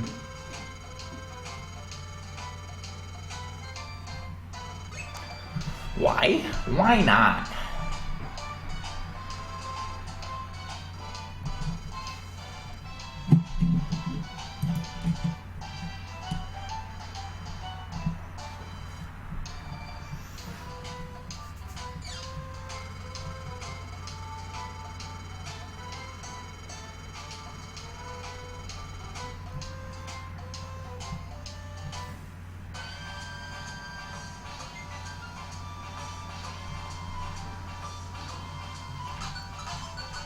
Oops, accept.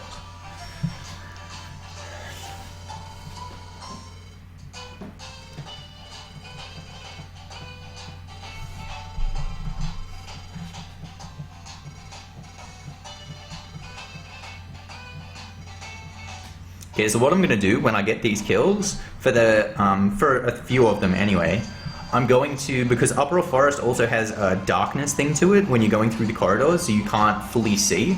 But it also means if you fight in darkness, and the opponent isn't on screen, it doesn't do you don't have to sit and watch what's happening. Okay, well, gonna get some here.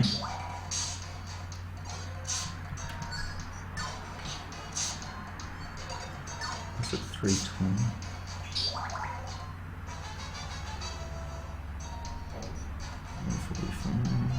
Move down so A-bomb doesn't run away.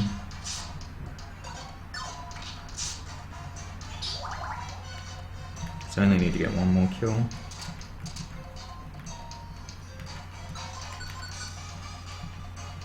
Okay. I'll do that in 7-4. What was I saying? Oh yeah, I'm gonna do some of those fights so Squirtle gets the kills and it's in darkness, so I don't have to like watch the move animations. You'll see it here in the 2nd floor. I'm gonna have Squirtle kill an Ape-Bomb in the dark.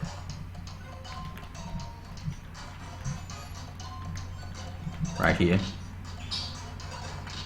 Like that. So it's much faster to get the kill. Oops. No, I wanna kill this too.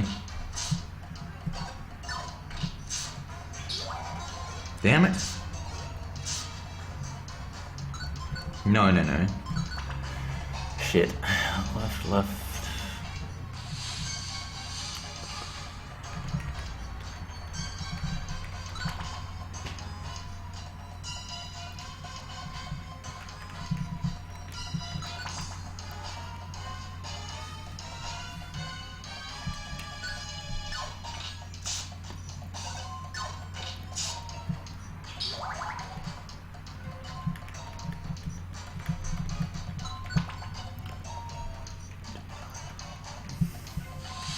And then it's going to happen here as well.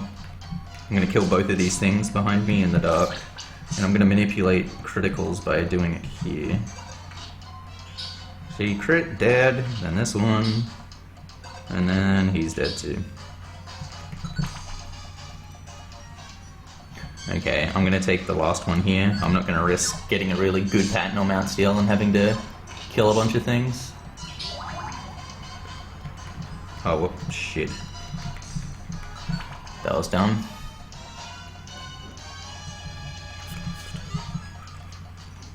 Shit. Well, I could have just taken that experience, I guess. Alright, gotta waste 2 turns here, so I'm gonna consume Catcher.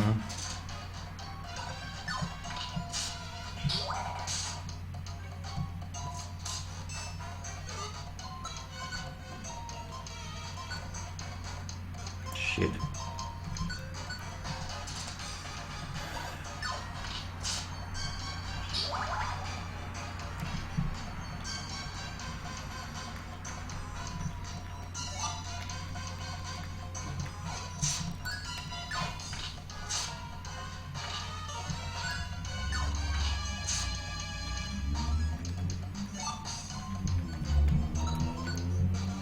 fuck it.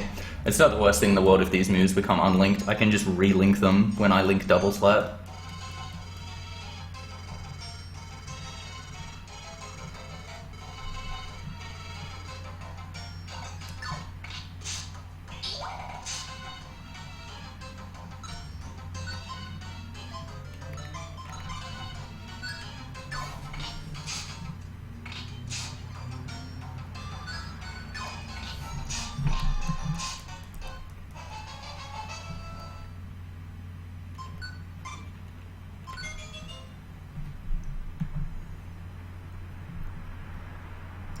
Okay, so I lost a bit of time there because I got so much extra experience.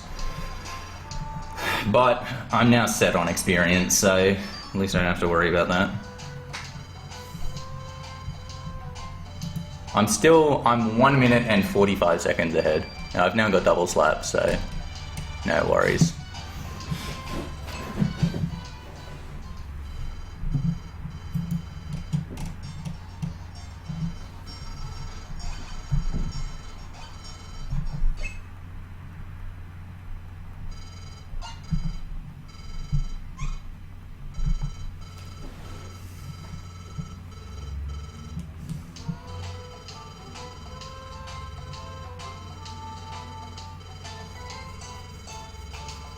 And like, yeah, especially for a marathon, like I just did not want to not have double slap.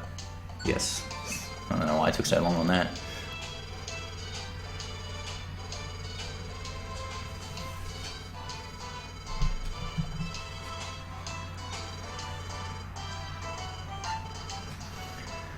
Whew.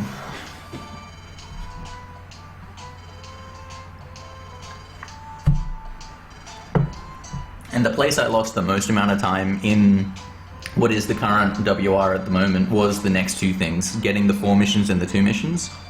And I've got that set this time. So I should be able to make up some time here, unless something goes colossally wrong.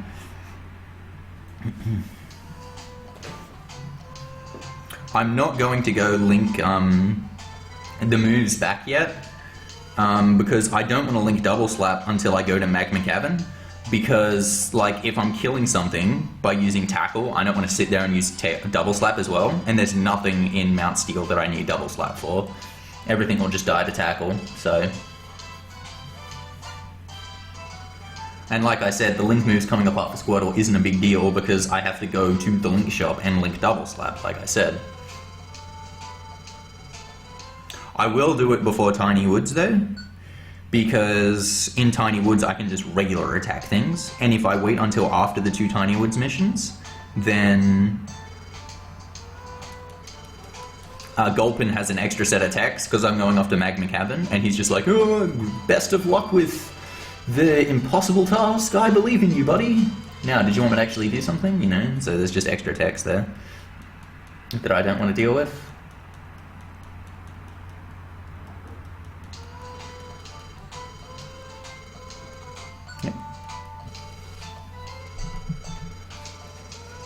Whew. And then the 2 actually difficult dungeons that can go colossally wrong if I do stuff after these missions. So I've got to do 4, which I'm going to do in Mount Steel, and then I've got to do 2 which I'm going to do in Tiny Woods. And like I mentioned before, I only currently have 3 jobs in Mount Steel, but I'm about 98% confident that there is a mission in my letterbox for Mount Steel in the 3rd floor. And that's because I take all the other missions that are possible when Pelipper comes to put down the mail for the 1 mission that actually gets delivered during this run. So I'm very confident, not quite 100, but very confident that it's going to be Mount Steel 3F.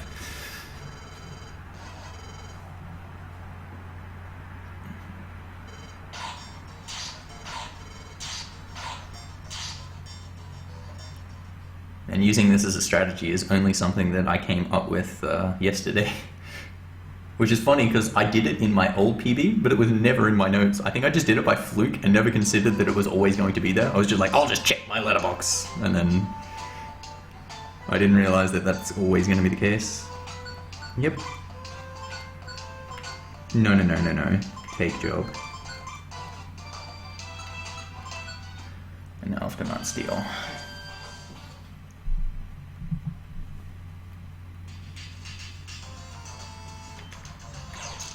Piss off, Spearow. There they are. Quick save here again. Now this time in the second floor, instead of doing the 11 turns, I am just going to be +8, because if I don't get it correct, I'll just kill whatever comes out, and it's not really a big deal at all. Whereas early on in the run, it is a huge deal, and they can just kill you. Yeah, I didn't get it. Actually got an awful pattern here, got 2 of them. Not that big a deal though.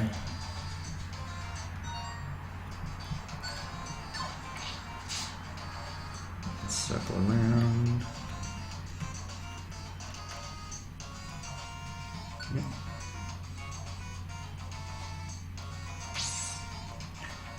Nope. What? Piss off, Aaron.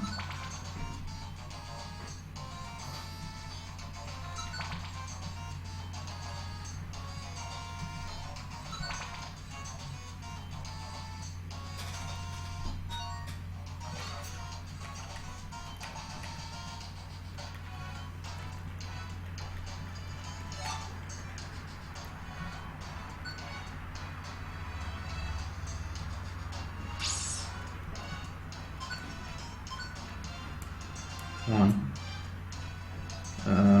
Damn it. That didn't work. I don't know why that manipulation didn't work. Not a huge deal. Oh shit! Squirtle's meant to kill Aaron here. Oh, he still did. Okay. But he didn't use tackle, that's my tail whip. Damn it, it messed it up. Fuck. Not having the link moves on there.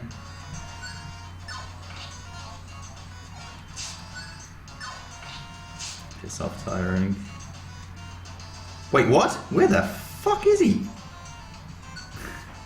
How did he get all the way up that corridor?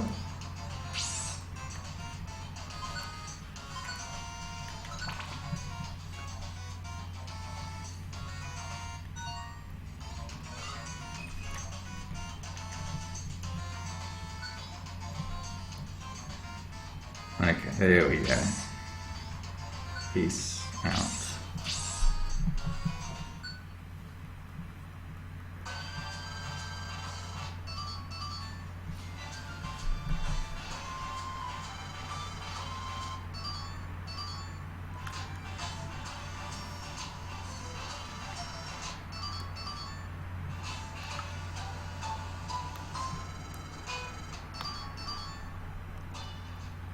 Getting poke there is probably better, because it's just like it reduces the text from having to say, oh, it's going in storage.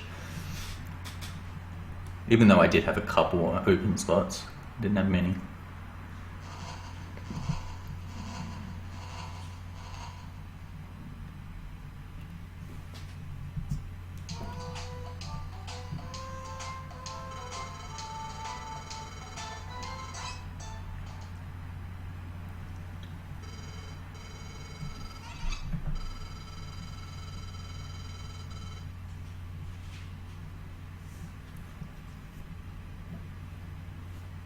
I've already got an Oran Berry.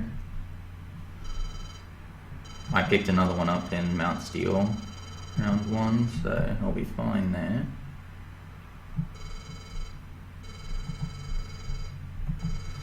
Go do the linking, off to Tiny Woods, and now 2 more missions. And then after those 2 missions, it's just Magma Cavern and Sky Tower. So we're closing in on the home stretch here over this run. There isn't too much left to go. Magma Cavern and Sky Tower are understandably the hardest and longest dungeons. Magma Cavern especially is quite difficult. Sky Tower more so for the floor 1s, but the main part of Sky Tower,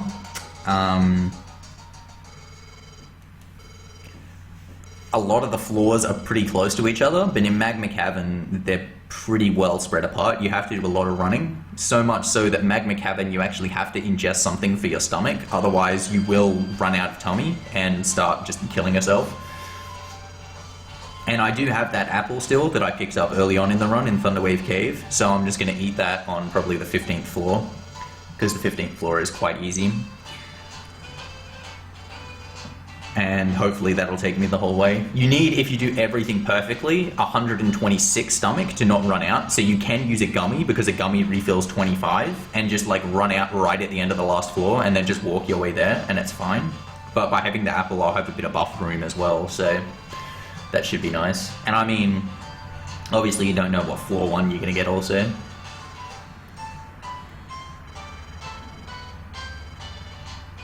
Okay, so the orange berry was near floor 2, so I don't have to worry about that one. I just need to find the rescuer on floor 3 of Tiny Woods.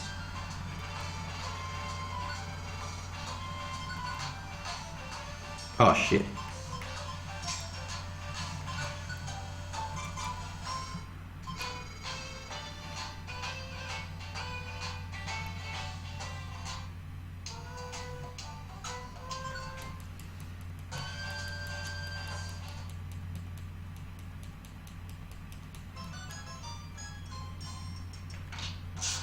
Piss off. Oh, jeez, really? Come on, dude. Cut me some slack. Oh, Jesus, come on. Bump this. Worst Tiny Woods ever. Oh my god. Oh, Jesus. Wow. That's the Beldum.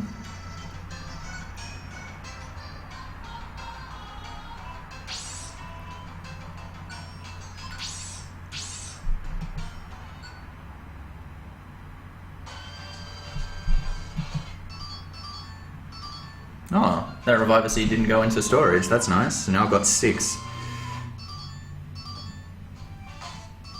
I can't tell if the Gravel Rocks, the Reviver Seeds went to storage or not. So, okay, like I said, I could make up so much time on those missions. Compared to world record now, you guys might not be ready for this. I am ahead by 7 minutes and 19 seconds.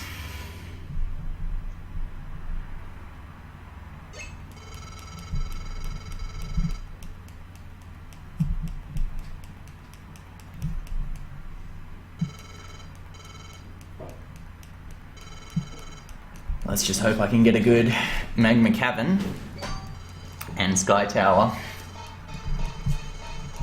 I've got tons of Reviver Seeds. I should be fine on... Like, I'm kind of worried about like running out of Gravel Rocks. I'm not sure if anything else went into my thing for Gravel Rocks. I might just only have like 4 left or something. That shouldn't be a big deal. I don't use any on... Do I use any on Rayquaza? I use one on a Shedinja in the floor. I don't think I don't use any on Groudon. I don't think... Or maybe I do use one on Rayquaza, I can't remember. It shouldn't be a big deal either way.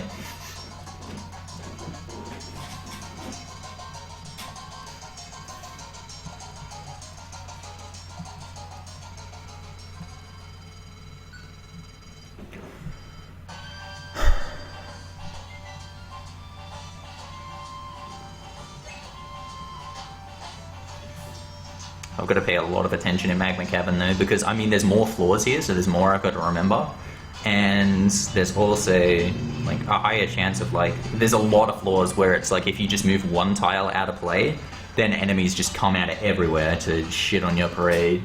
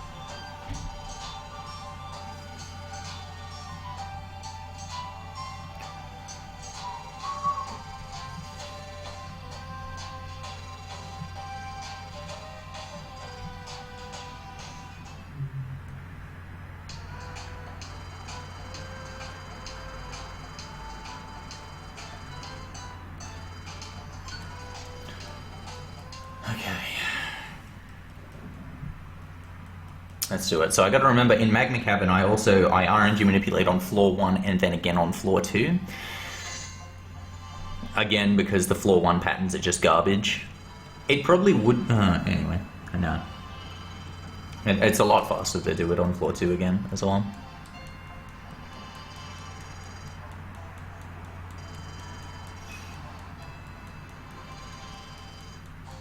There's also a lot of floors in Magma Cavern where you have to do different strategies, where the Skitty is level 15 or level 16, because you kill things in shorter amount of turns, so you use double slap less times, and so that then changes the enemy placements. Which you saw on, like, Mount Steel, the Aron. Because I didn't use Tail Whip on it, I got 2 enemies that just came out of nowhere.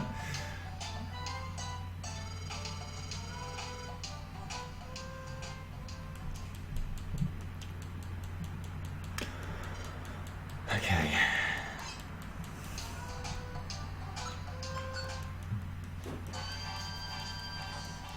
Come on, good floor ones.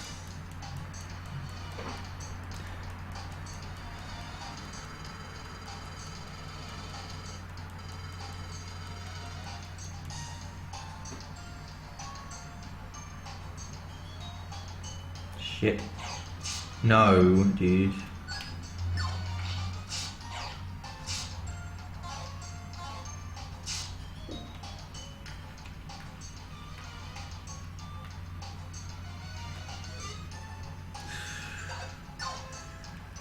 Fuck, thank God that wasn't double kick. Fuck off, Nido Queen. There we go. Oh shit. I'm gonna kill this first.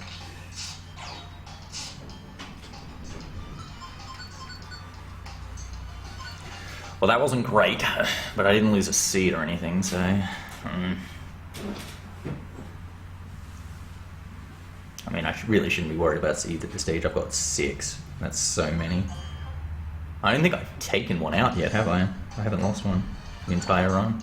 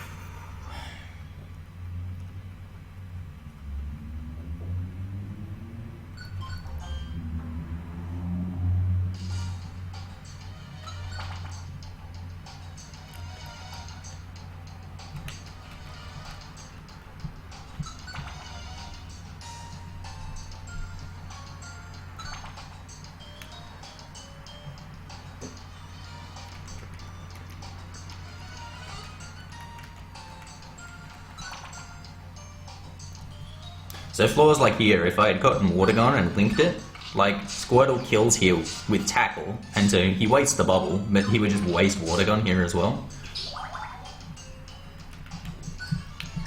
So it's just a waste of time.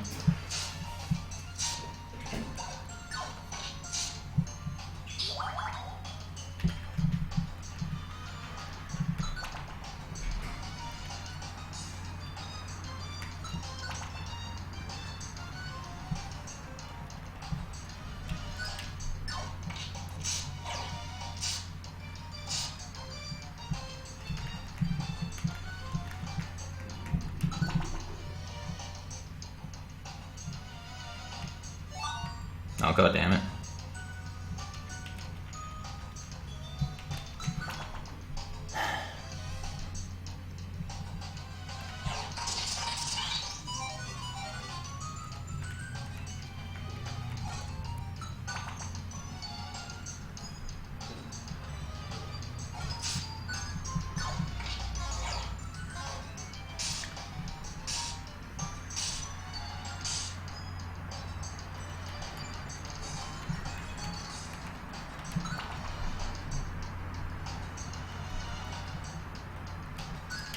Still level 15.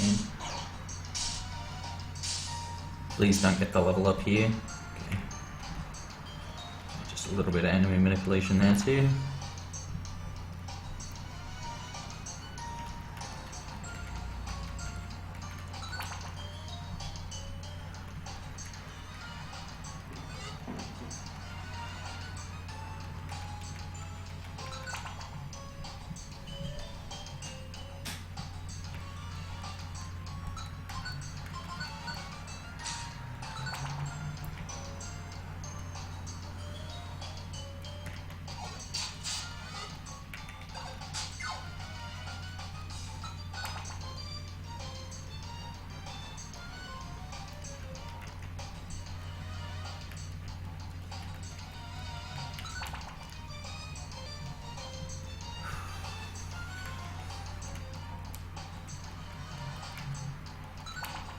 enemy manip. This floor is a bit of a bitch. Not really much you can do about it. Squirtle gets stenched here. He gets slowed, so he goes away. Take the rock through.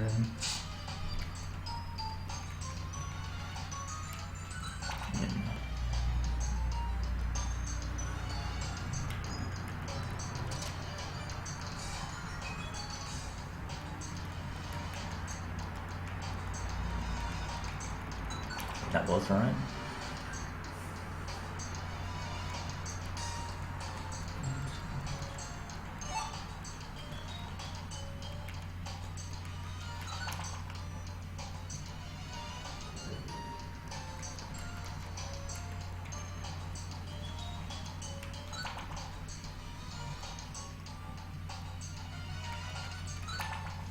Okay. Now I'm not going to manipulate here. I'm not gonna do it. Oh, fuck. No, fuck that. Thank you. Oh, jeez. No, I wasn't biting that shit.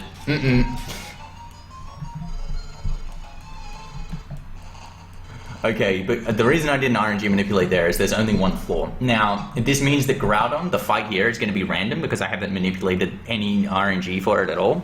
But I've got 6 Reviver Seeds. I don't reckon he's going to take all of them.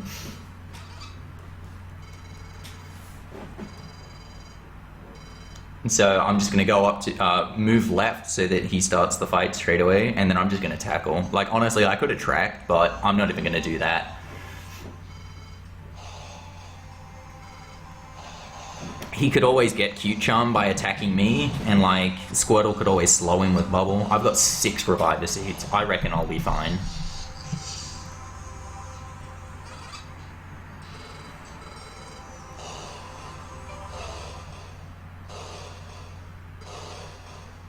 The reason I was so intimidated by their Steelixes, by the way, is Steelixes have such high defense. Like, I would start doing like 1 damage, like I am to this Groudon right now. But yeah, look at the damage I'm doing here, like 1, 2, 1, 2. Just wait until I get a few Tail Whips stacked on there. Yes, perfect! Regular attack into Cute Charm. Look at that, only after a few, now I'm doing like 25, 40. Tail Whip is just so important.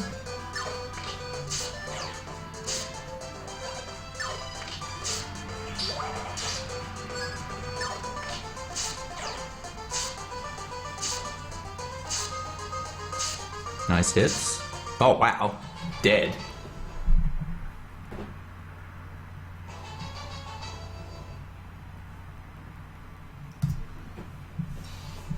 That was a good fight. Still got 6.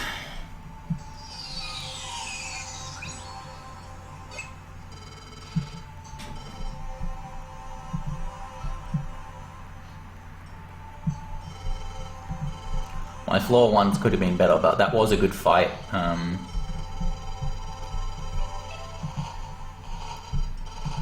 Against Groudon.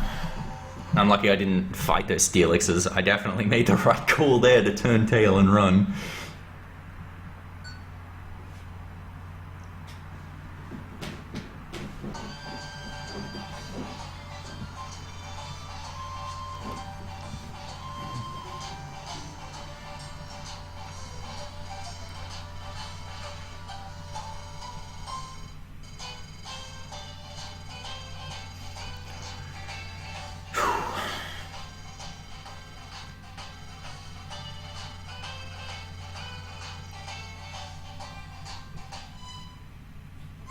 Just Sky Tower left. Sky Tower peak has 9 floors, so I do manipulate there. In fact, I manipulate twice, because you get some really shit patterns if you don't do a second one. There are a few like really weird things in Sky Tower as well. I'm worried about one room in particular. I forget which one it is. Is it 18? Yeah, it's 18. 18th floor in Sky Tower. I actually messed up 17 really badly in my PB as well. But 18, it's like, there's hail going, and you have to do this really weird manipulation for hail. I am level 16 already though, so hopefully I won't get a level while I'm going through. I'm pretty sure I won't now that I got 16 right before it. And having 16 makes that 18th floor a bit easier, so hopefully this should work. There's like this Altaria that can come and just ruin your fun if you don't do the manipulation perfectly, and Altaria has Fury Attack, which is one of those really awful moves. Multi-hit moves in this game are just the worst.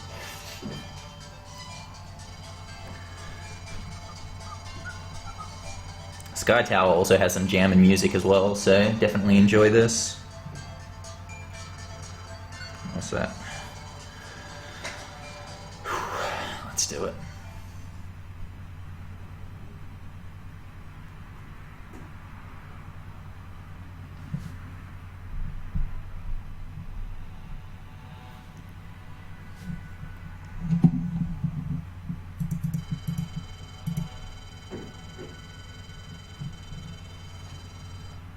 Okay, so for Rayquaza, I do have one strategy that needs a rock, but that's the slower one if I don't have any Reviver Seeds, and I do have Reviver Seeds, so I'll do the faster strat. Well, I mean, potentially I could use all 6 before Rayquaza, but the fastest strat for Rayquaza, you die once.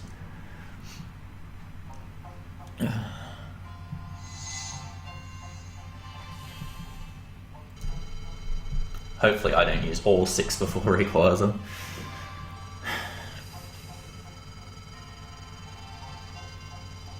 Sky Tower has some of my favorite enemy manipulation as well. The Peak has probably my very favorite RNG enemy manipulation on it. Peak Floor 2.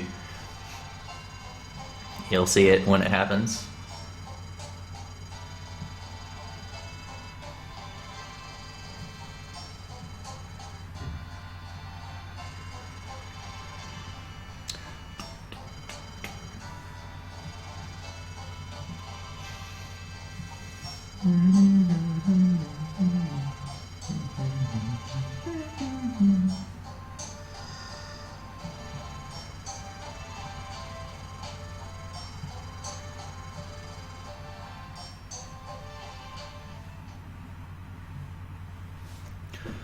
Ooh.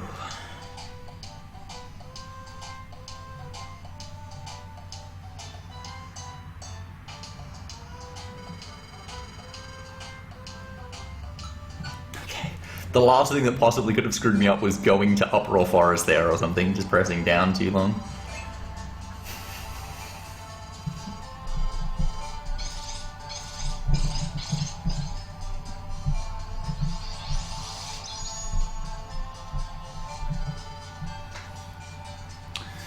Okay, here we go. 2 more floor 1s left.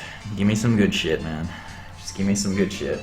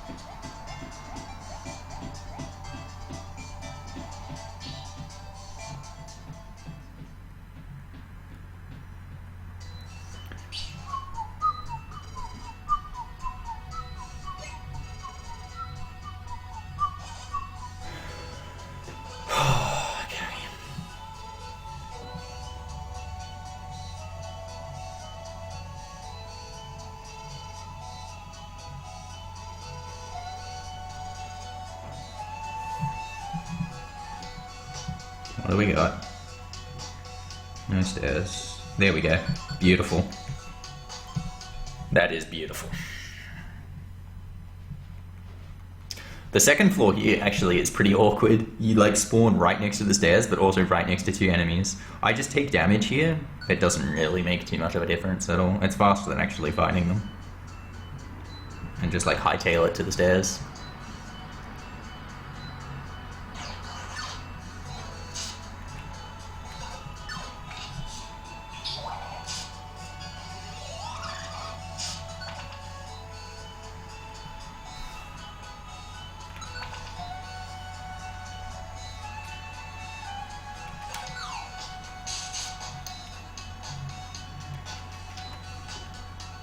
can't. See!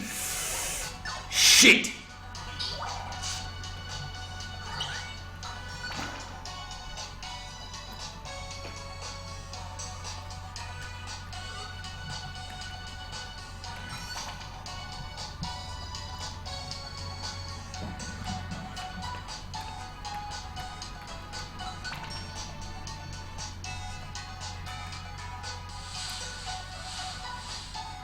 Lost a bit of time there, but luckily that Shuppet didn't do too much damage.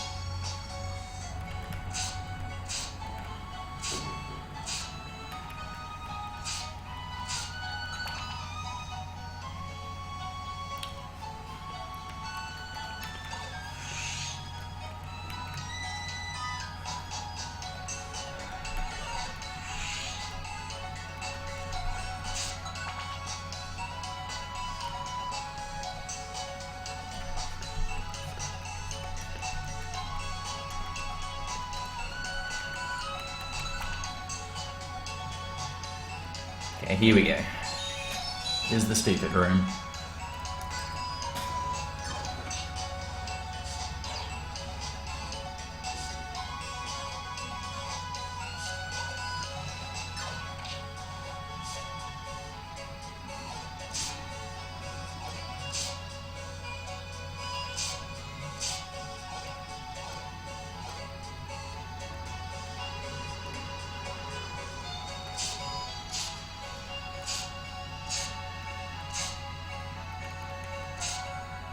What? Oh, this stupid sizzle. Where did that come from?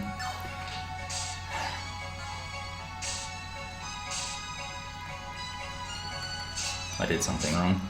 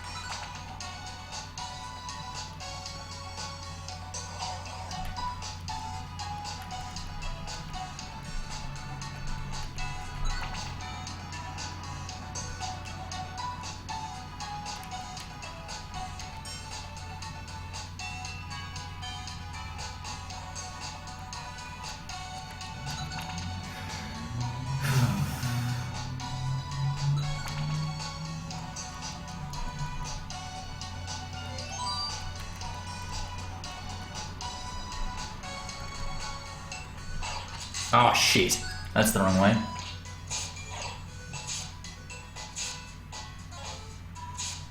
Is it?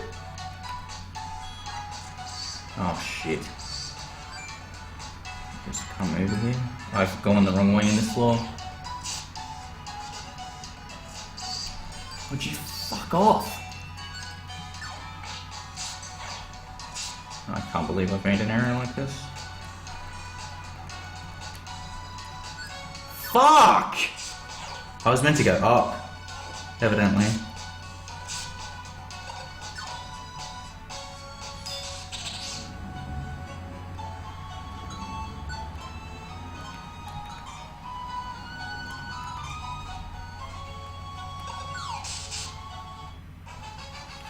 I did not notice that Squirtle's moves came apart.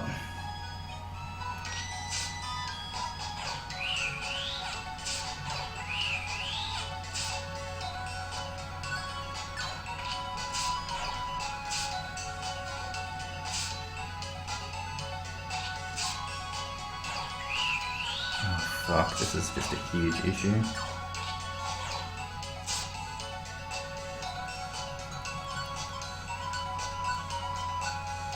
Oh shit, I can't do that, can I?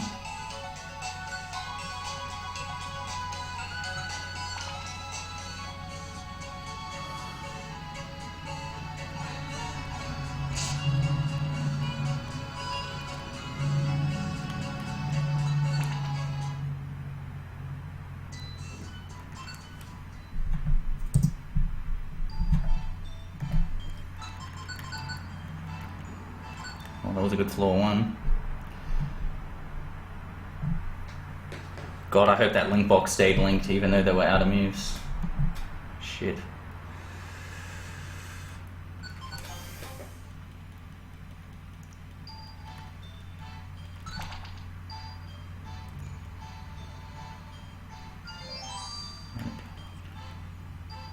Wait, what?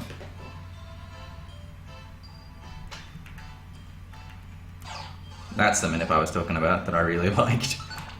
I could not get rid of those clay dolls, so...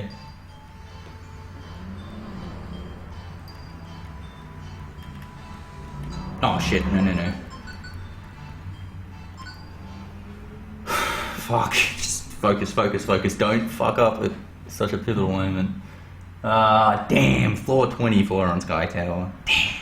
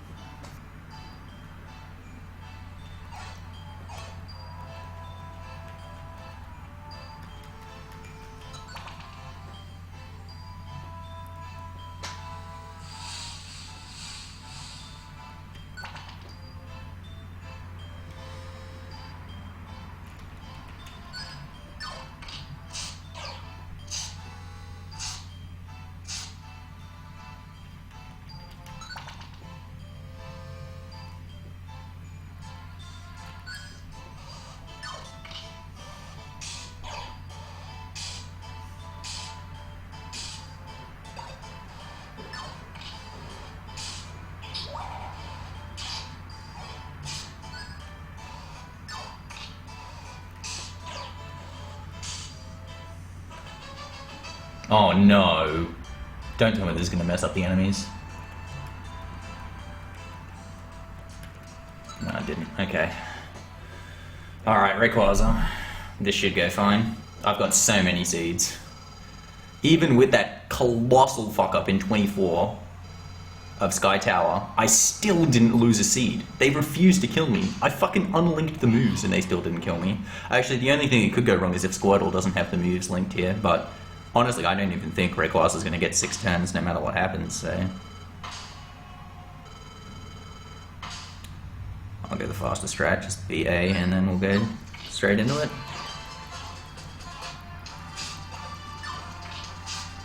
Yeah, they are still linked. No worries then. He gets Skeet Charmed.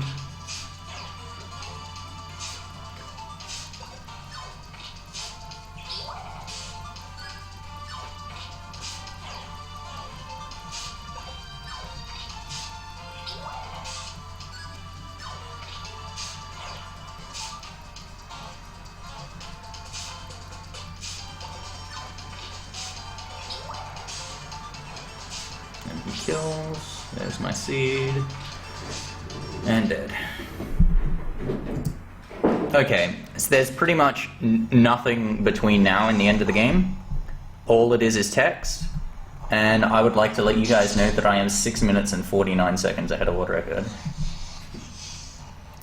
So pretty much this is world record, and by a huge amount, and it's going to be sub 220.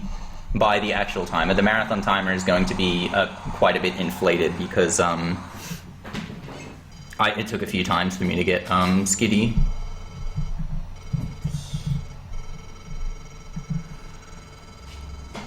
But the actual timer is, yeah, it's going to be world record this run.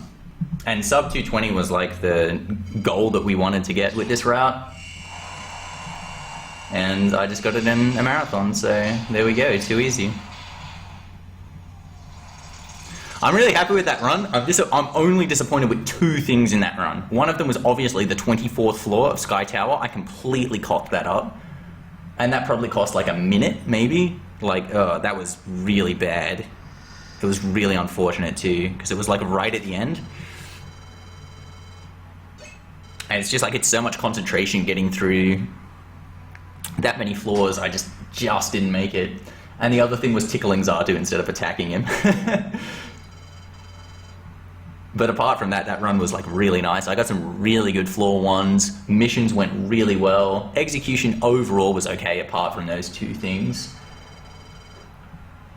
I got a bit screwed with experience, but I knew how to adapt to it and still get double slaps. That all went well. And this is just a legit marathon world record by a huge amount. When the credits start to roll, I'll put my splits over the gameplay, just so you guys can actually see that this was indeed a world record.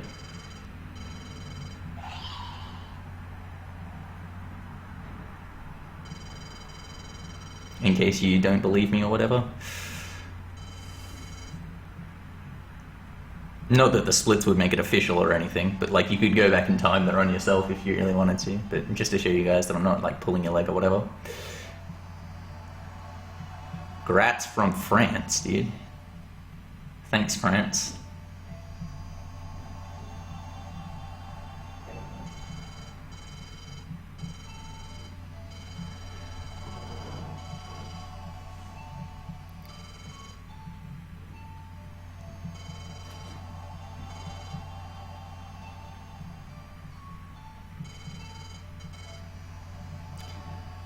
Cue the waterworks.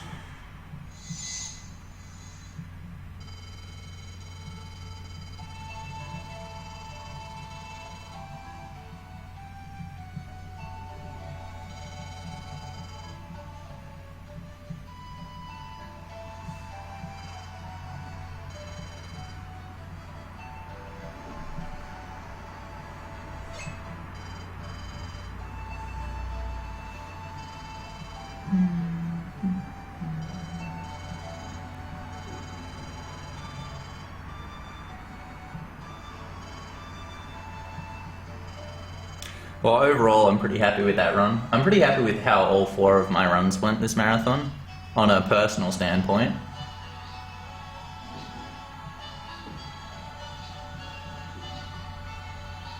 You had the comedy gold of Emerald. I was on WR pace on Heart Gold until Red completely fucked me over, and I know how much you all love seeing Red fuck me over. Stadium 2 went as good as I could possibly expect, and this went better than I could possibly expect. Like, I was thinking maybe if I played well, you know, I might get WR, but by this huge amount and getting the sub 220. Like, sub 220 with this route was the time that we wanted to just be like, you know, that's the best sub we can probably get, because sub 210, you know, that's not going to happen with this route. It'd need some huge overhauls and improvements that are probably more dependent on luck.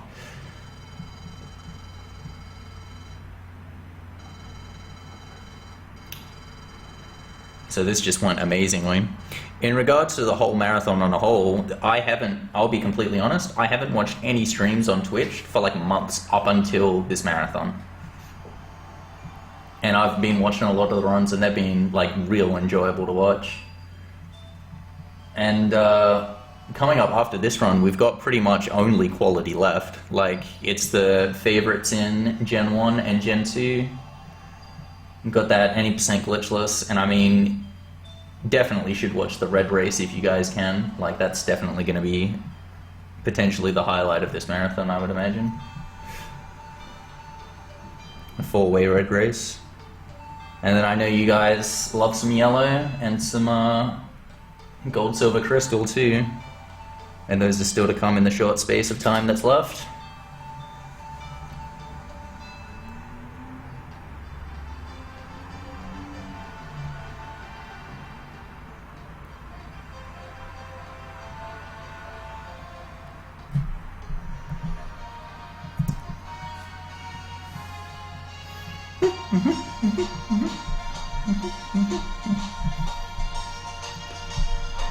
Okay, so let me just add my splits here. Add image. No, window capture.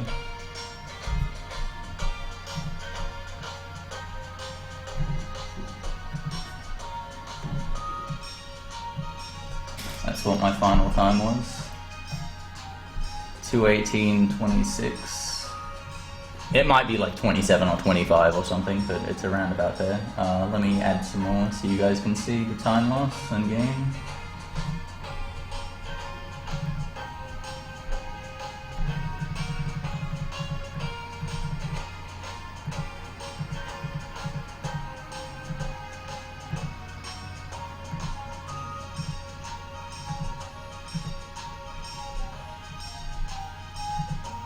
I have a lot of splits, so they probably won't all fit, unfortunately.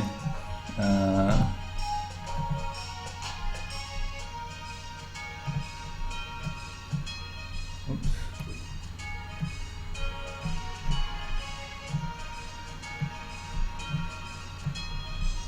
Oh.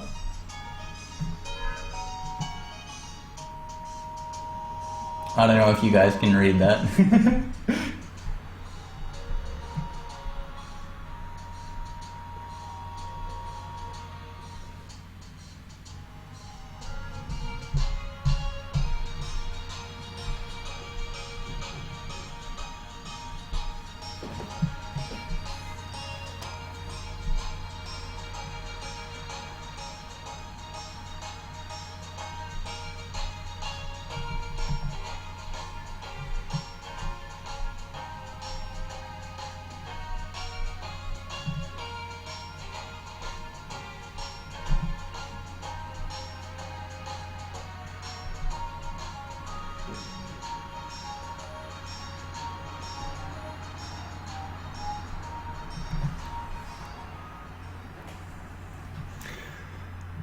But yeah, I guess, hope you guys enjoyed that.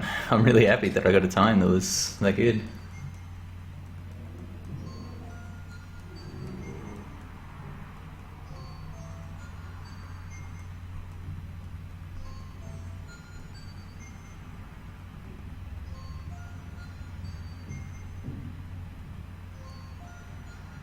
And read.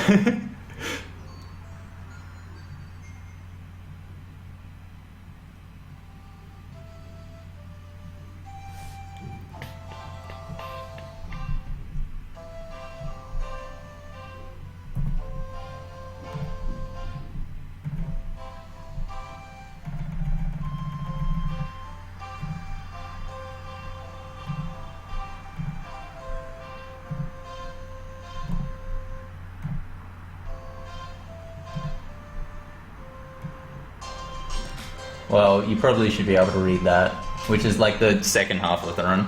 So hopefully that's enough. I'll show you guys like a link to the whole splits, I guess. And like take a picture of them later on so you guys can actually see them. But yeah, world record. That was like insanely good. Like, I honestly am amazed at how good that was.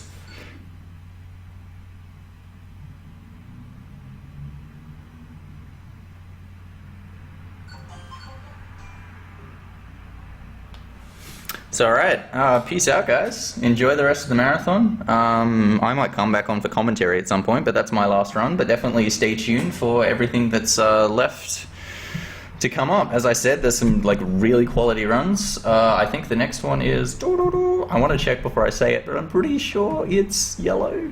Ah. Am I right? Am I right? Yes. Yellow. Any percent glitchless. Which is one of the most infamous runs in Pokemon speedrunning history, so hope you guys enjoy it. Have a good time, y'all. Enjoy the rest of the marathon.